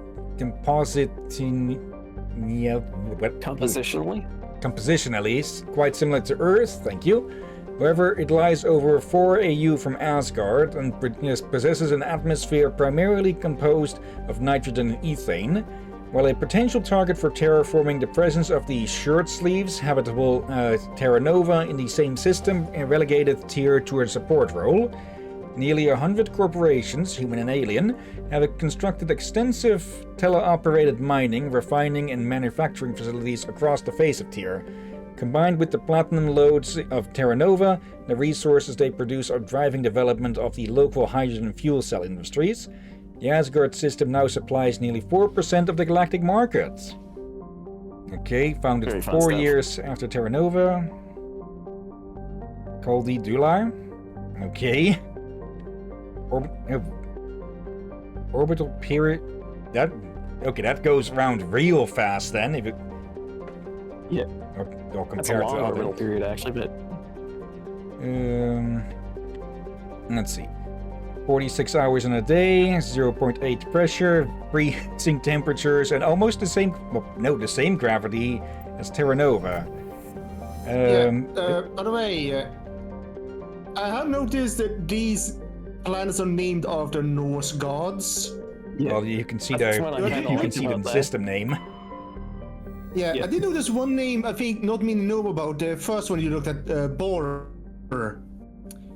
That is, if I remember right, Odin's father or grandfather. Okay, must have been a pretty boring guy. Let's see. I know a reaction to that. Loki is a small terrestrial world with little to recommend it. One hemisphere is largely covered by an ice cap and the other by craggy basaltic highlands. The rough, varied terrain suggests an ancient cataclysm caused significant damage to the world. This is seemingly reinforced by its unusually elliptical orbit, which reaches 6.5 AU at perigee and 7.1 AU at apogee. Okay, so one thing that people often don't really get with orbits is that it's not really as much in circles as a slight oval, but with this one it is, well, a lot more than just a bit oval. Penetrating scans of Loki's ice cap. Go ahead. No, I'll wait. Okay. Penetrating scans of Loki's ice cap reveal a network of crisscrossing subterranean tunnels. Because some of the tunnels were surprisingly regular in shape and size, early expeditions looked for evidence of excavation. It was concluded they formed by natural processes. Loki's thin atmosphere is mainly composed of krypton and xenon. When it approaches perigee, frozen sulfur trioxides and dioxides can evaporate into clouds on the hemisphere facing Asgard. Okay, so sulfur clouds. Yeah, 17.8. 61 hours, almost no pressure, freezing, and very low gravity. Okay.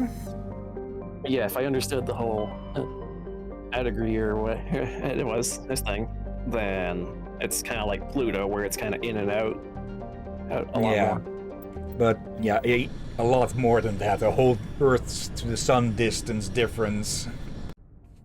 Too bright. That reminds me of those idiots who say that if the Earth was like 3 kilometers closer to the sun, everything would burn or something. But we go through. We already go through 3 kilometers of difference every freaking summer. So potentially, well, probably more than that, but it's just absolute bullshit of that. Xanadu in the Utopia system. Xanadu's atmosphere is composed of methane and argon. Its frozen surface is mainly composed of potassium with deposits of calcium. Its location in the deep cold of the outer system and its lack of any valuable resources leave little to recommend it. Another millennium of an orbital period. 69.8 hour day. Low pressure, even lower temperature, and very low gravity. Why did this planet make me think of bananas? It's not even yellow. Weird thought. Especially considering it's green like me. I think it's something about the potassium and are those even in bananas? Yeah. All right, Yes, that reminds me of that joke. Like if you were to eat a certain amount of bananas, you would die of radiation poisoning. The problem is that would be several tons of bananas, so right, the radiation would kill you, not just the fact that you ate more, like 100 times more your body weight in bananas. Sounds more likely that you would explode from eating than radiation poisoning. Yeah. Let's see. Nirvana has a trace atmosphere of xenon and krypton. The surface is a mix of water, ice, and iron oxides, with cryovolcanic plumes of potassium concentrated around the equatorial ridge. Nirvana has little of commercial or scientific interest, though a few geological research stations were constructed in the early 2160s. All have been shut down for years. The Alliance maintains an automated ice cracking station, which has quietly restocked a large amount of deuterium fuel, deuterium fuel for use by its fleet. Okay, 130-year, 64 Earth years. Yeah, practically no atmosphere, with the resulting low atmosphere temperature and very low gravity. Okay. Go there if you want to make ice cream. An unusually large terrestrial world, Arcadia has a dense atmosphere composed of nitrogen and helium. Its scorching hot surface is mainly composed of alkaline basalts, but metal deposits are plentiful. Though several spectacular examples of columnar basalt formation offer scenic beauty, Arcadia's hostile environment has precluded commercial development. Okay, it's very close. A day of 25.6 hours. Rather low atmosphere. Somehow I thought that was the temperature, but that's very high atmosphere and very high temperature. On 5 Gs. Okay, Eden Prime. Oh yes. This idyllic agrarian world was one of the first human colonies established beyond the Charon mass relay. Eden Prime's biosphere is unusually well suited for importation of Earth-native life. This fertility drew heavy immigration and development by the Systems Alliance and various corporations. Today, Eden Prime is a model of sustainable organized development. The population is housed in space-efficient arcologies that tower over thousands of kilometers of green fields and orchids. Same year as Terra Nova, 3.7 million, and the capital is called Constant. Orbital period of 2.5 years, 64 hours in a day, 1.45 atmosphere, 23 degree average temperature, and almost same as Earth gravity. Yeah. Zion. Joke, but one might say it has a very constant supply of food. Let's see. Zion is a hydrogen and helium gas giant even larger than Jupiter. Despite its deep gravity well and lethal radiation, it supports a small helium-free mining industry. The reason is simple. As the only gas giant in the Utopia system, it is the only local source of fuel for Eden Prime's power stations and spaceports. Zion has 112 satellites, ranging from captured asteroids to the moon of Asphodel, which is large enough to retain a thick atmosphere, which has a population of 1,061. Okay. So yeah, each of these are named after heavens of a sort in religions. Xanadu, I believe, is Indian religion. Nirvana. I should know that one, but I can't think of it. Might be also India? Maybe. Arcadia, I believe, was from Greek mythology. Not sure on that one. And Zion is, I believe, from Jewish mythology.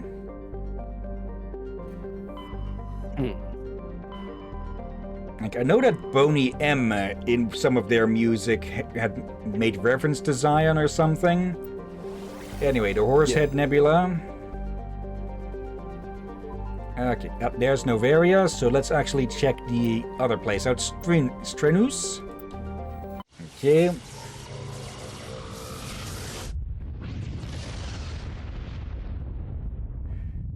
Alright. Nope, not only a single system. Right, no, I'm screwing up. Yunthorl. Let's see. Shrouded by a thick atmosphere of complex hydrocarbons, Yunthorl has never been fully mapped. The surface is hot and completely covered by a global ocean of liquid hydrocarbons. There are indications of primitive organic life developing deep within the global ocean. Okay. 6-year orbital period, 55 hours in a day, in 2.1 atmosphere, and 68 Celsius average temperature, and a rather moderate gravity. Another medallion. Your scan uncovered an ancient deep space probe slowly orbiting Yunthorl. Tali brought it on board, dismantled it, and found the League of One medallion in its payload. Okay. I bet some terrain is going to pay really well for that thing. One at a time. Doing her word. One inner peace. Inner peace. Tally. Breathe, Secure. Breathe. Breathe. Tally showing her worth to the crew. Yeah. Now, the League of One is from the Solarians. Yeah. Let's see. If I remember correctly. Antitara is a standard hydrogen-helium gas giant with traces of ammonia under the distinct brown tint. Okay. We find some helium-3. Okay. Trillin. Lifeless rock with a trace atmosphere of xenon and krypton. Its surface contains large amounts of iron and magnesium silicates. Due to heavily graded terrain, starships are discouraged from landing. The Solarian religious cult claims that a certain pattern of overlapping craters in the southern hemisphere resembles their goddess. Okay. 75 years. Beyond, I think beyond this, they don't particularly mention any sort of Solarian religion.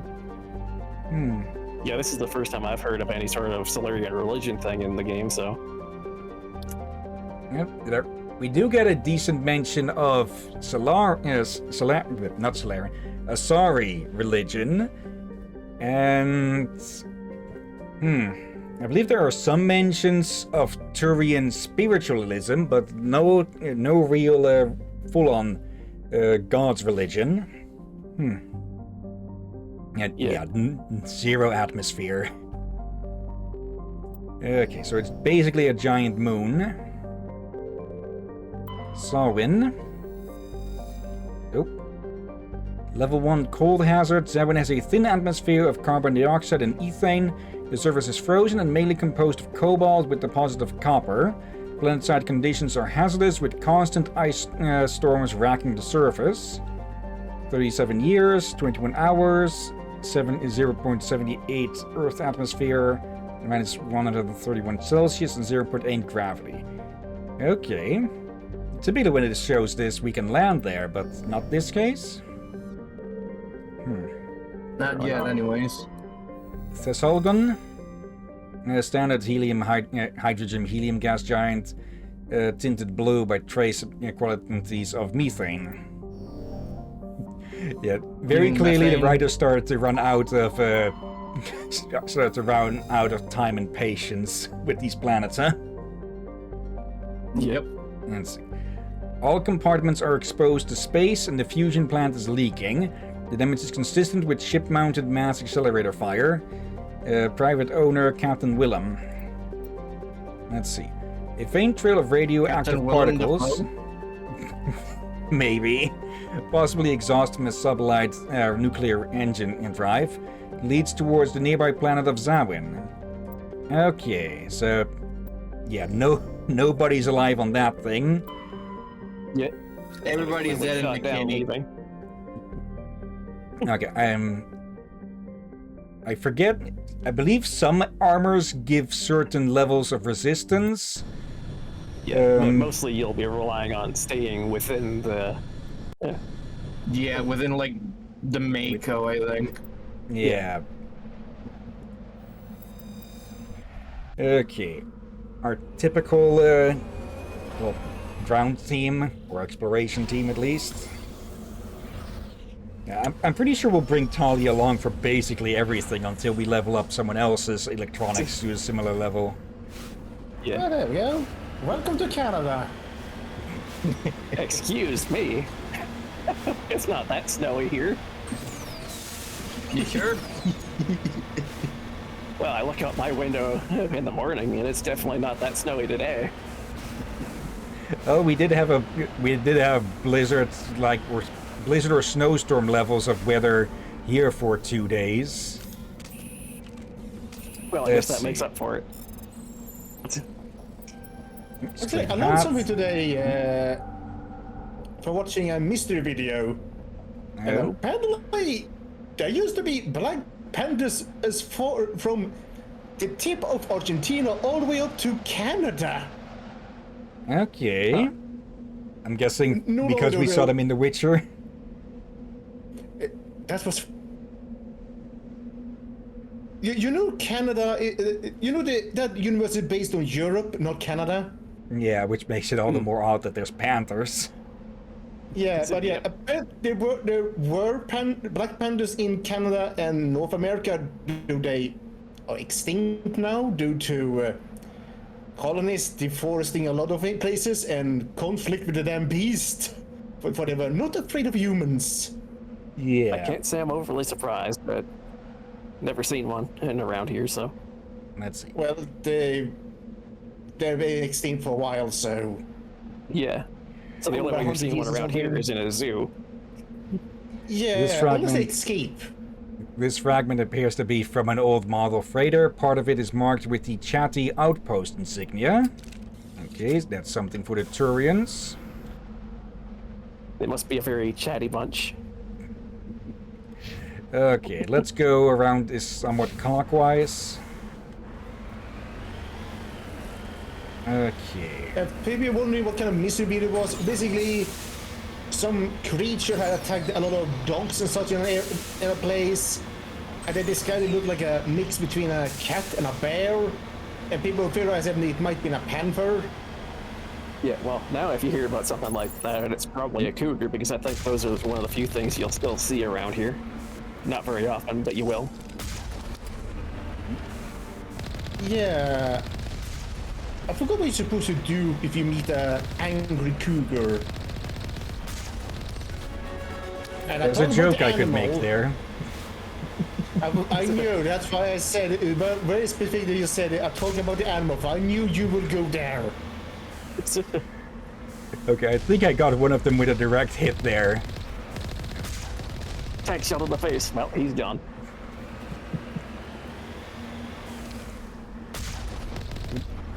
Oh, well, that guy flew. Okay.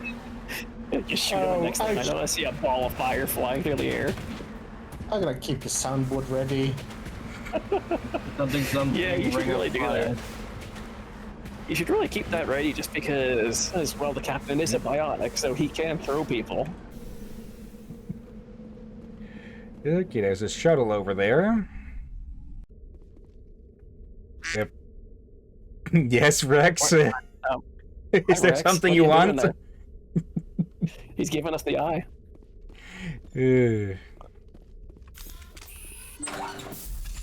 I don't remember if it was in 1, 2, or 3, but I do remember in one of them, the eye placement of the Krogan is actually covered.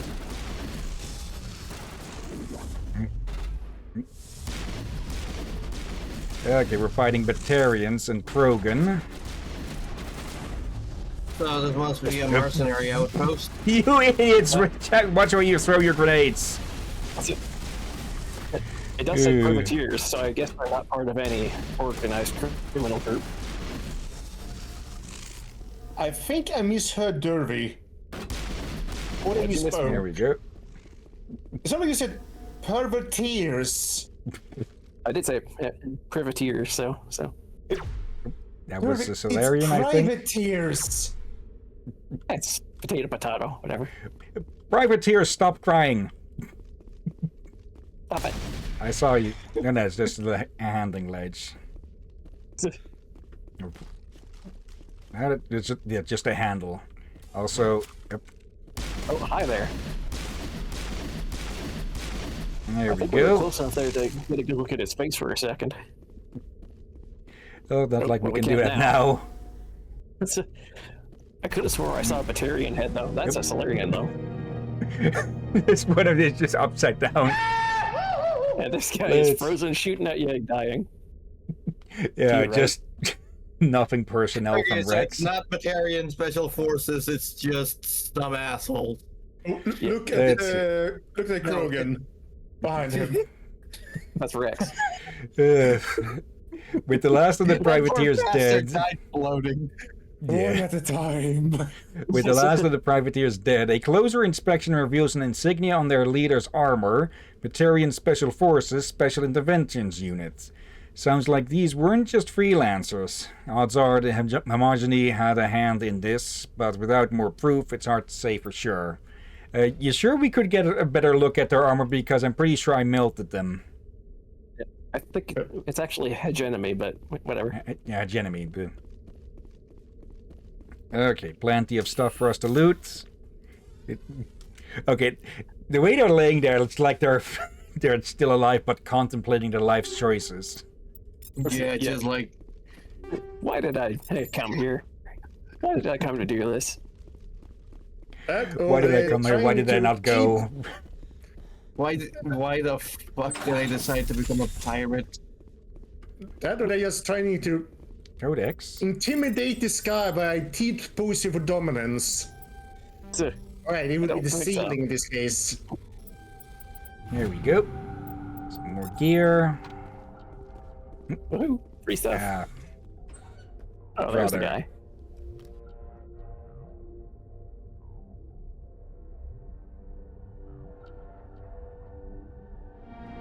And let's see. Anomaly identified. You have discovered the corpse of Captain Willem of the MSV Majesty. His stiff fingers are wrapped tightly around the small data pads. Okay. Let's see. The data pad contains several of Captain Willem's logs. The audio is corrupt, but the transcripts are available to read. Captain's log. We had to cut short the Novaria layover. Quinn wanted me to move Earth and Moon to get his shipment delivered on time.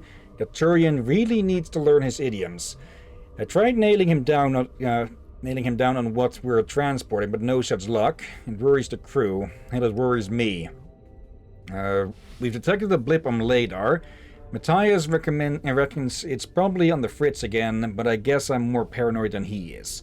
We'll take a look, but I'm ordering the crew to prepare small arms, just in case. Crew's dead. Batarian bastards blew the Majesty's hull after taking their cargo. No idea what they want with me. I can hear them coming. Gareth, if you ever hear this, and then he was probably killed on the spot. Yep.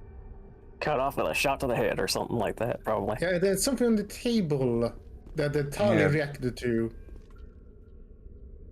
I think it's just decoration. You lead. I'll follow. Wait, hang on. I swear there was an item you could find in either this place or some other place that you could interact with.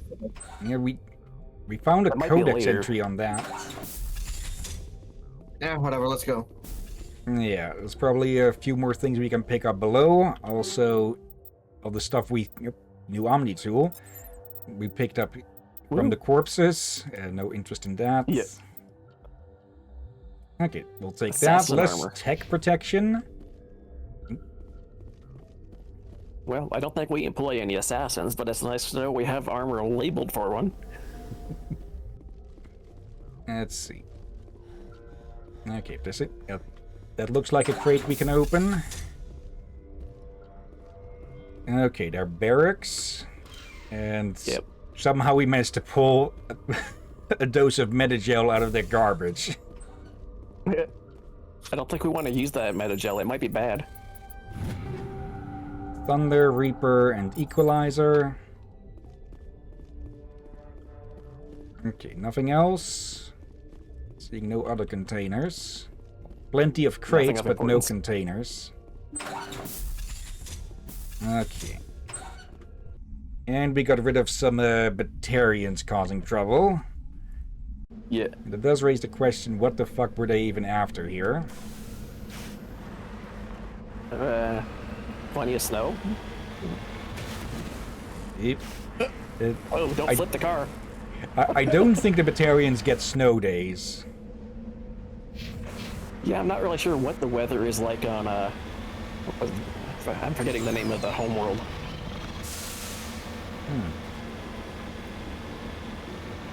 I actually don't think I have any idea what their homeworld is named. I know Might have it's come up in the named at one codex. point in yeah, I know it's named at one point in the trilogy of Hillyan. I just forget what it's called.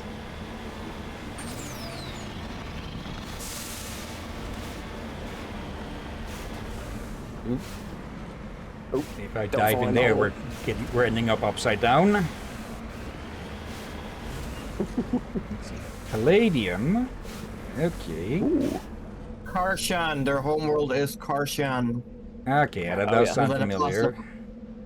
With an apostrophe in the middle. Kind of like how you write down gold. Go. An extra large deposit of palladium. I don't think we're gonna fit that palladium deposit in the trunk. I think we gotta mount that thing to the roof. Yeah, we just need to get someone else to come pick it up later. We almost got stuck there. One idea is we could just send me and Rex back to pick it up. We are Krogan. There's another deposit. I heard something. What now? There is the wind wailing all over the place. Yep. Beacon. Uh-oh. Shit. Run it over.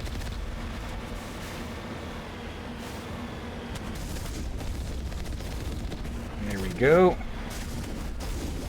Miss. Spider horse.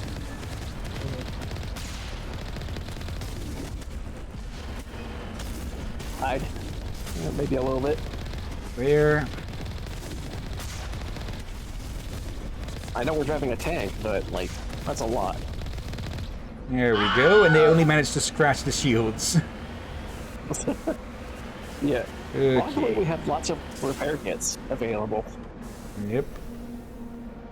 Okay. Can't deactivate it. Can't deactivate it.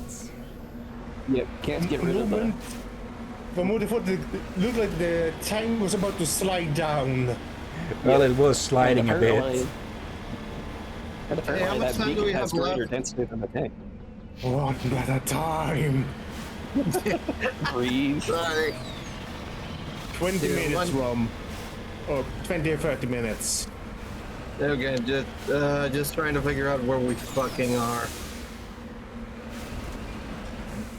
We're on a very frozen planet. We're near Novaria. Yeah, we're in the middle of nowhere. Is that Novaria? Hey. Kobolds. Yeah, we're in the same cluster as Novaria. Yeah. We could probably land on Novaria once we have done all the scanning and start investigating there. Actually, were we planning on keeping Novaria for last, or was that Pharos? I think we could save either one for last, really. I don't think the story will progress until we've done both. Let's see, what have we here? Just a little camp. There appears to be no one left at this camp. The generator is still functioning, but there are no signs of the former occupants. The camp's computer notes several locations of interest. Okay. That tent doesn't look insulated enough. There's no new marks though, so I'm guessing that might have pointed out those deposits. Oh yeah. Yeah. I think so. It does point us at an arrow somewhere. Yeah, that arrow is from the pin I put on the next place. I played this before, how do I forget? It was a long time ago? Yeah, probably. Very long game, very big. Yeah. I mean, I remember looking at my hours for Mass Effect Legendary Edition on Steam to see what it said, and apparently I had put in like 210 hours, and that was just to get through the entire trilogy. So yeah, we'll be busy with this for quite a bit. Luckily, we'll be putting some games in between these, just to have a bit of variety. Yeah. But we might be busy with this until we're halfway through the blasted year. Probably, yeah. Let's see. I blame you too. And we'll definitely have a lot more than 210 hours into that, I think, with how extensively we're exploring. It appears this person was trying to mark the nearby mineral deposit when he died, or was killed, and became mummified. Yeah. The snow will preserve him pretty well, but technically speaking, we could pick him up and return him back. Probably best to leave that actual potential. Shepard was pretty happy there. Bouncing with joy for a moment there. Iridium. Okay. And the last place of interest here. Okay.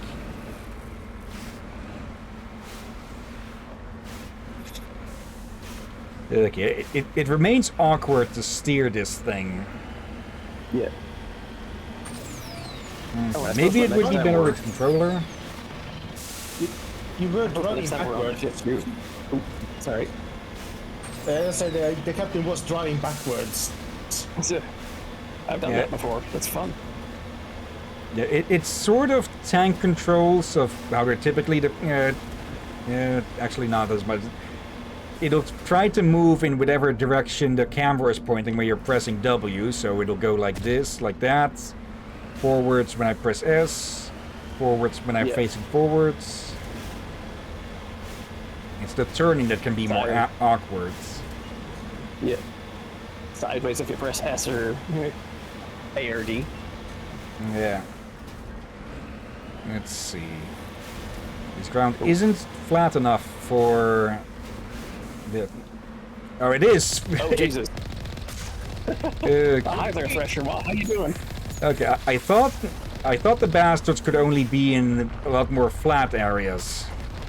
Yeah, but this shows you just how versatile the Thresher Maw is. Yeah. Actually, the first one was Tyrant. I guess this one should be Terrans. Wait. Ain't Terry short of Terrans? Tendril to shoot that one. Driving! Holy crap, this guy is really pissed off at us. You what? Okay. I have a better Come name. back here, food. Dave! Dave the Diver? Yeah, there's a much better Dave that we know. Okay. I think I get it now. With those sensory tentacle things, it's trying to see where we are, so it can get to us from below underground. Yeah. How about Steve? Overload. Steve? I didn't realize this was a glyphid. Well, both of us. I think I delve into one of those there. I think it's safe to say, though, this thing is a much bigger bug than Steve is. Like, even the biggest of Steves looks Yeah, tiny but by they'll actually try to comparison. whip us as well. Okay. Mega Steve?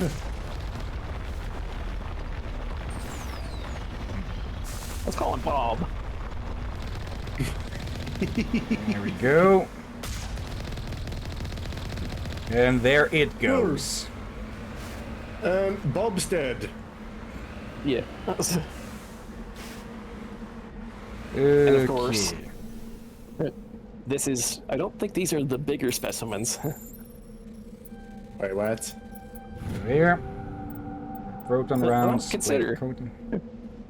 We haven't really gotten any information as to the size ranges of these things, so that could be a small one. Are you telling me we're gonna need to prepare Rome to become Bert Gummer? Okay. Now then, that means we're done. Actually, did we look at this one? Yes, we did, I think. Yeah, we've looked at all of these. Okay, we could head to the pack system at Novaria, but let's actually keep that one for last, for now. Yeah, investigate the other world first. Yeah, better take some shorter ones since the time. Yeah. Let me actually look where Pharaohs is supposed to be. Pharaohs, right? Brass at Arcturus. Patching it through. Yeah, we already did Pharaoh. Normandy, Admiral Hackett here. We're getting reports of a marked increase in Geth activity in the Skillian Verge. Surveillance drones have identified Geth outposts on 4 different planets in the Armstrong cluster. We need someone to take them out. We have any idea what they're after?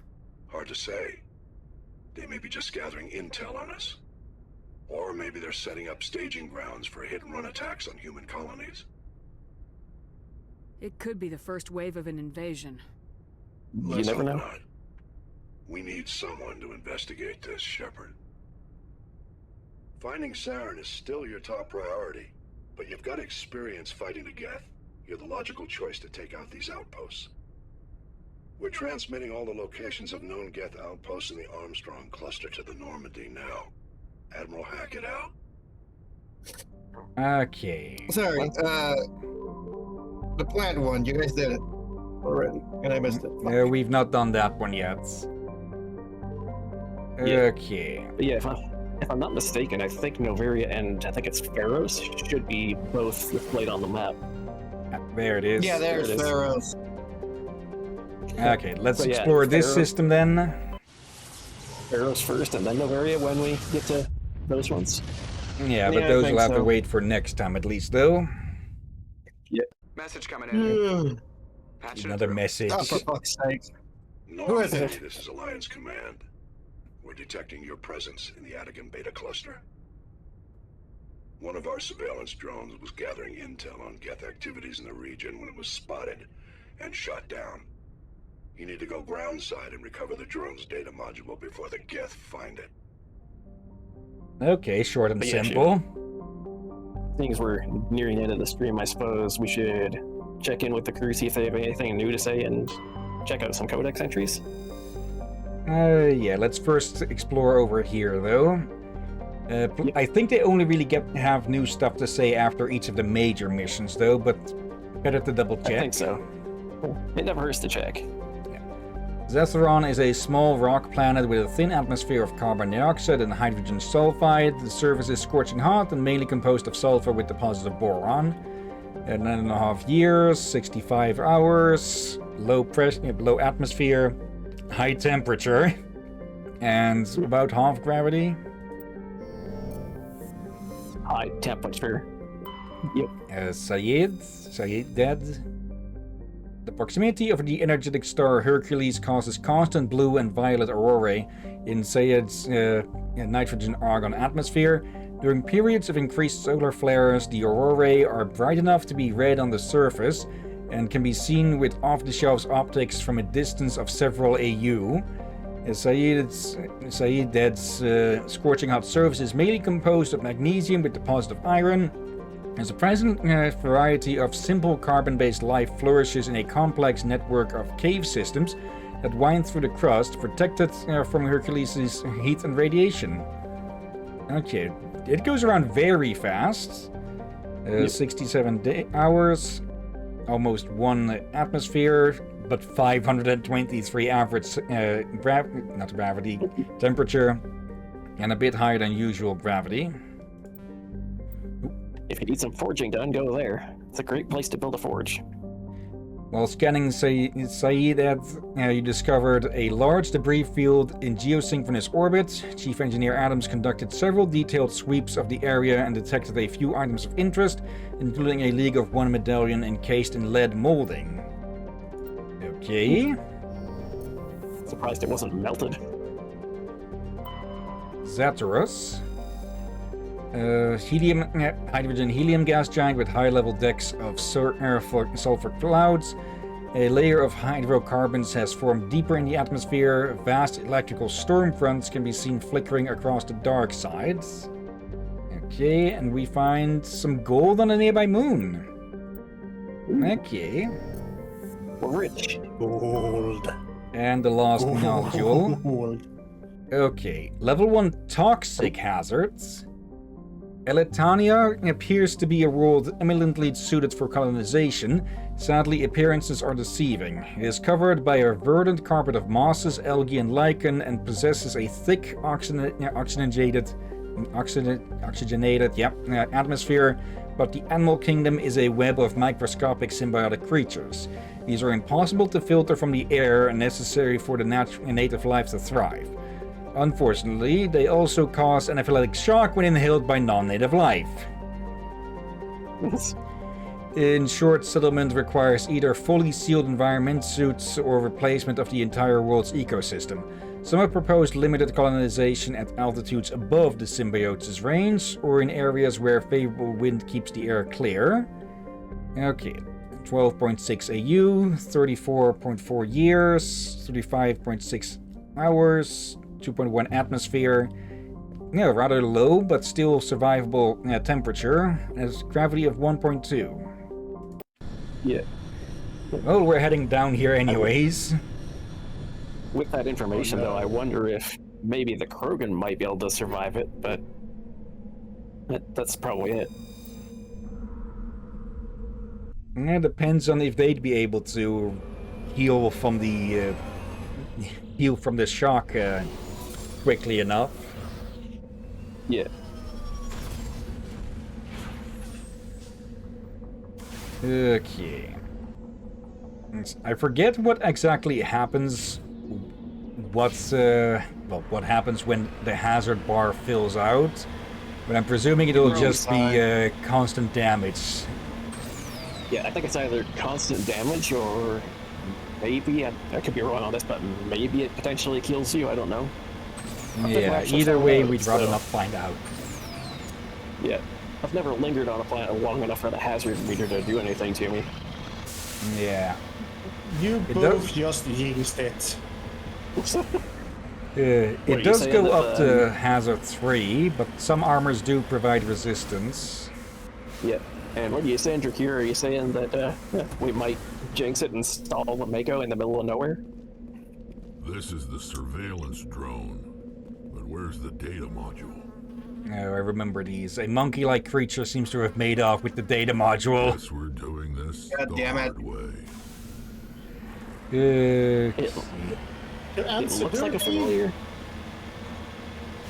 I suspect either this stream or another stream. Yeah. One? I know I've seen the creature that resembles, but I guess it's a matter of, do I say what the name of it is, or do I not spoil it for Drakir until we actually find out the name of it? Let's see. I think these can be named. They resemble the Pyjacks that we get to see in the next game. Yeah. Which the Pyjacks have a reputation.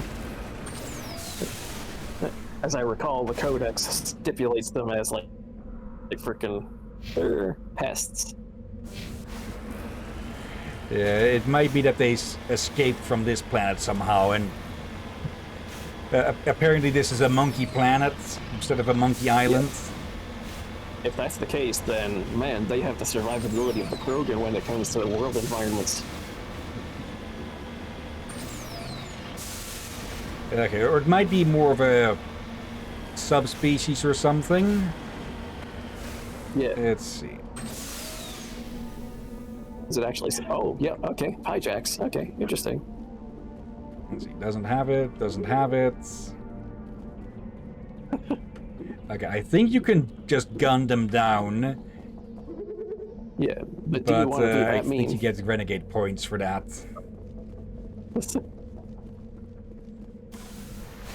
Alright. Question is, do you have to shoot one to get the module if it has it? I don't think so. Let's see. There is something of interest. Slanesh monkeys? No. No, not quite. They're not evil. Well, their heads look like seahorse.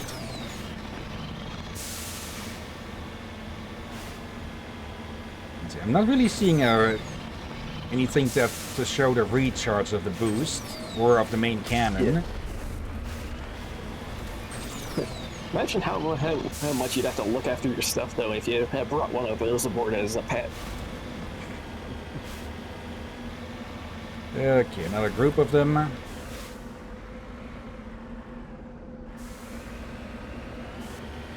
There. Okay. Careful not to run them over, too. Does not, does not, does not. Nope, nope.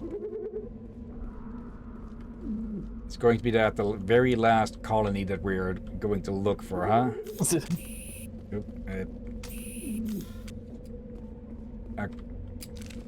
Okay, at least it does look like the ones that we have searched become, well, we can't interact with them anymore. Yeah. Quickly back Holy in. crap, we're gonna... That poison hazard really grows fast. That's why you're outside.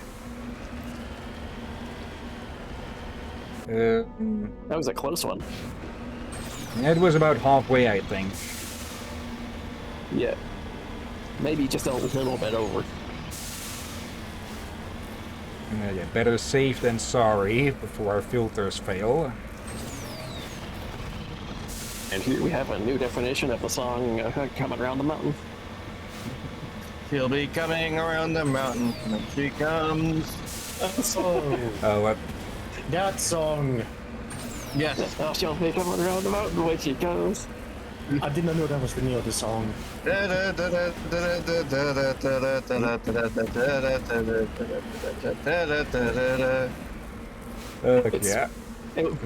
I had a funny thought too. It'd probably be pretty easy to play that song with the tank weapons. Probably. Oh no. I don't remember if I said this during the first stream that we got the Maker, but I think was the last time. But in every single Mass Effect fanfic that I've seen, each and every one describes Shepard as being an absolutely horrible driver. Yep. Everyone dreading to get into the Mako. Which justifies the meme him of the Austin Powers. So, just like the captain. Let's see.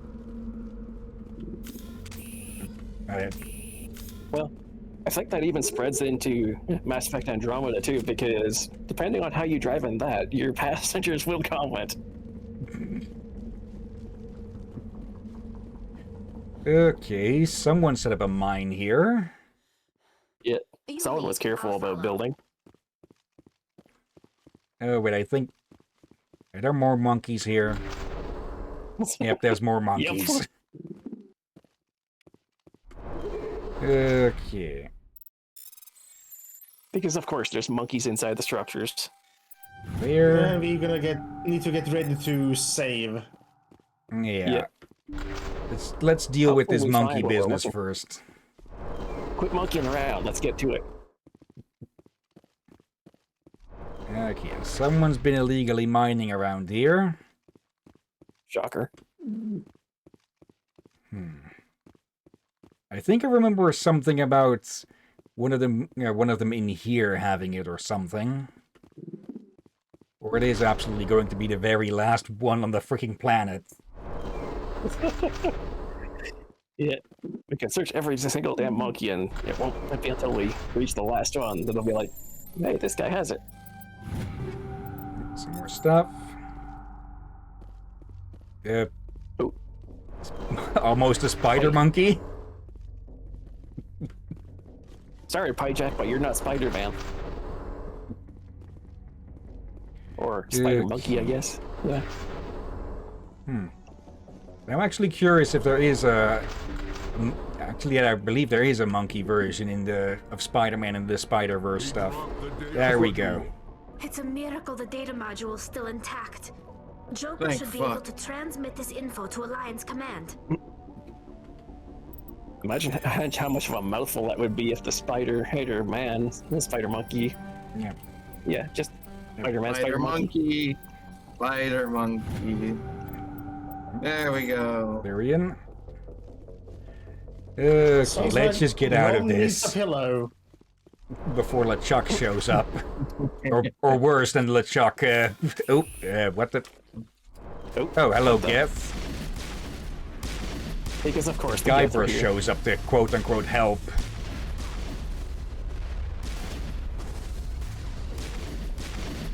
Well, it's fair to say that he did show up a little bit inside us when we helped Liara out of her sticky situation.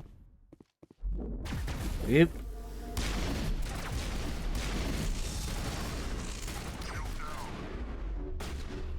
Oh. Okay, there's still more around because of the jamming. Yeah. Oh, hello there, and goodbye. I'm just going to quickly do that. Yep. Okay, should probably give Rex some new armor. Oops, scanner. Probably, yeah. Should probably. Equip He still has his original. Too. Yeah. Yep. No, white does not look good on him. I'm sorry, Rex, but white is not your color. Yep. I forget that the powers don't cool down as quickly in this version. Yeah, and I'm guessing the perk tree doesn't have a recharge bonus thing every now and then. I think I think your class skill does give some bonuses there. Yeah, but it has to be your class right skill now. specifically rather than the skill itself. Let's see. I don't know, just protection, huh? But yeah, no, damage and duration, but okay. Nothing on cooldown. Okay. Advanced barrier and stasis, which, well, the name says it. First aid. Yeah. Okay. I recommend avoiding auto level up for you. Yeah. Alright. We'll deal with the rest of those points next time, though. Oh, yeah. Okay. There is still more to find here, though, so let's just get into the Mako. Or actually, no, this armor is sealed enough to actually be around here without it being affected. Or wait, no, we didn't swap armor. You just realized that? Yeah, you should probably should put in a good set of armor. Let's upgrade the armor a little bit. Yeah. Strange that it doesn't. Okay, there must be a minor glitch or something that is just not showing the progression.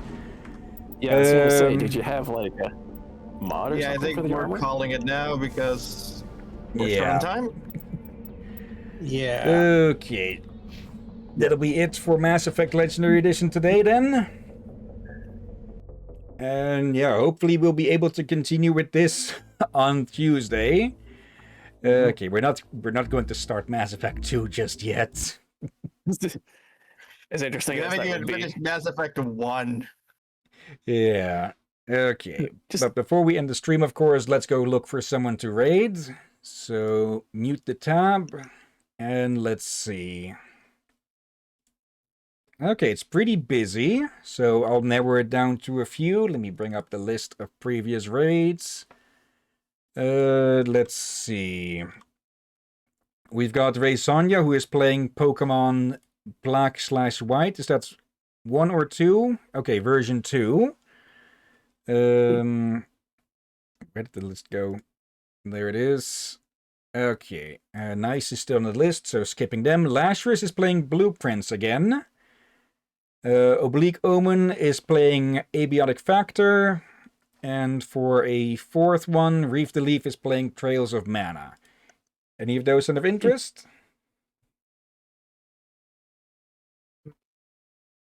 Your choice. Yeah, I'm gonna say up to you.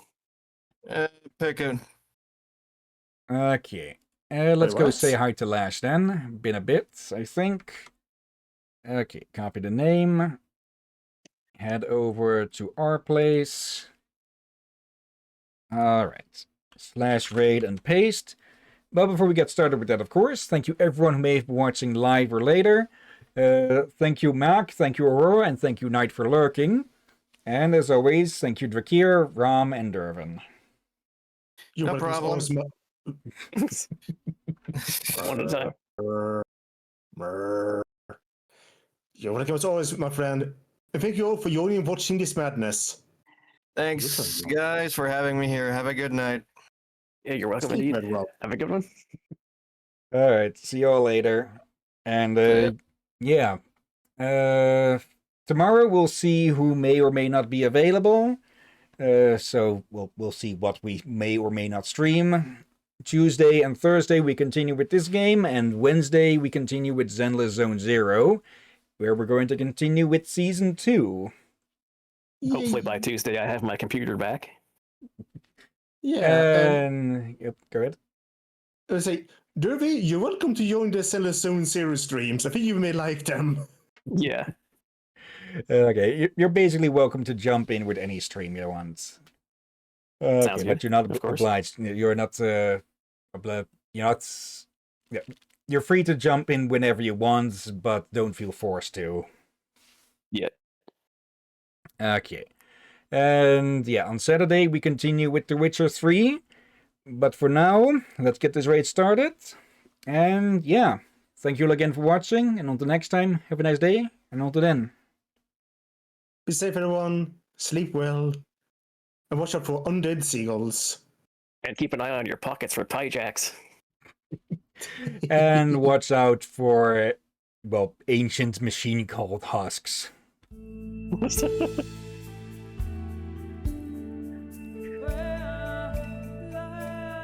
God, that'd be so much worse if a Pyjax stole your gun.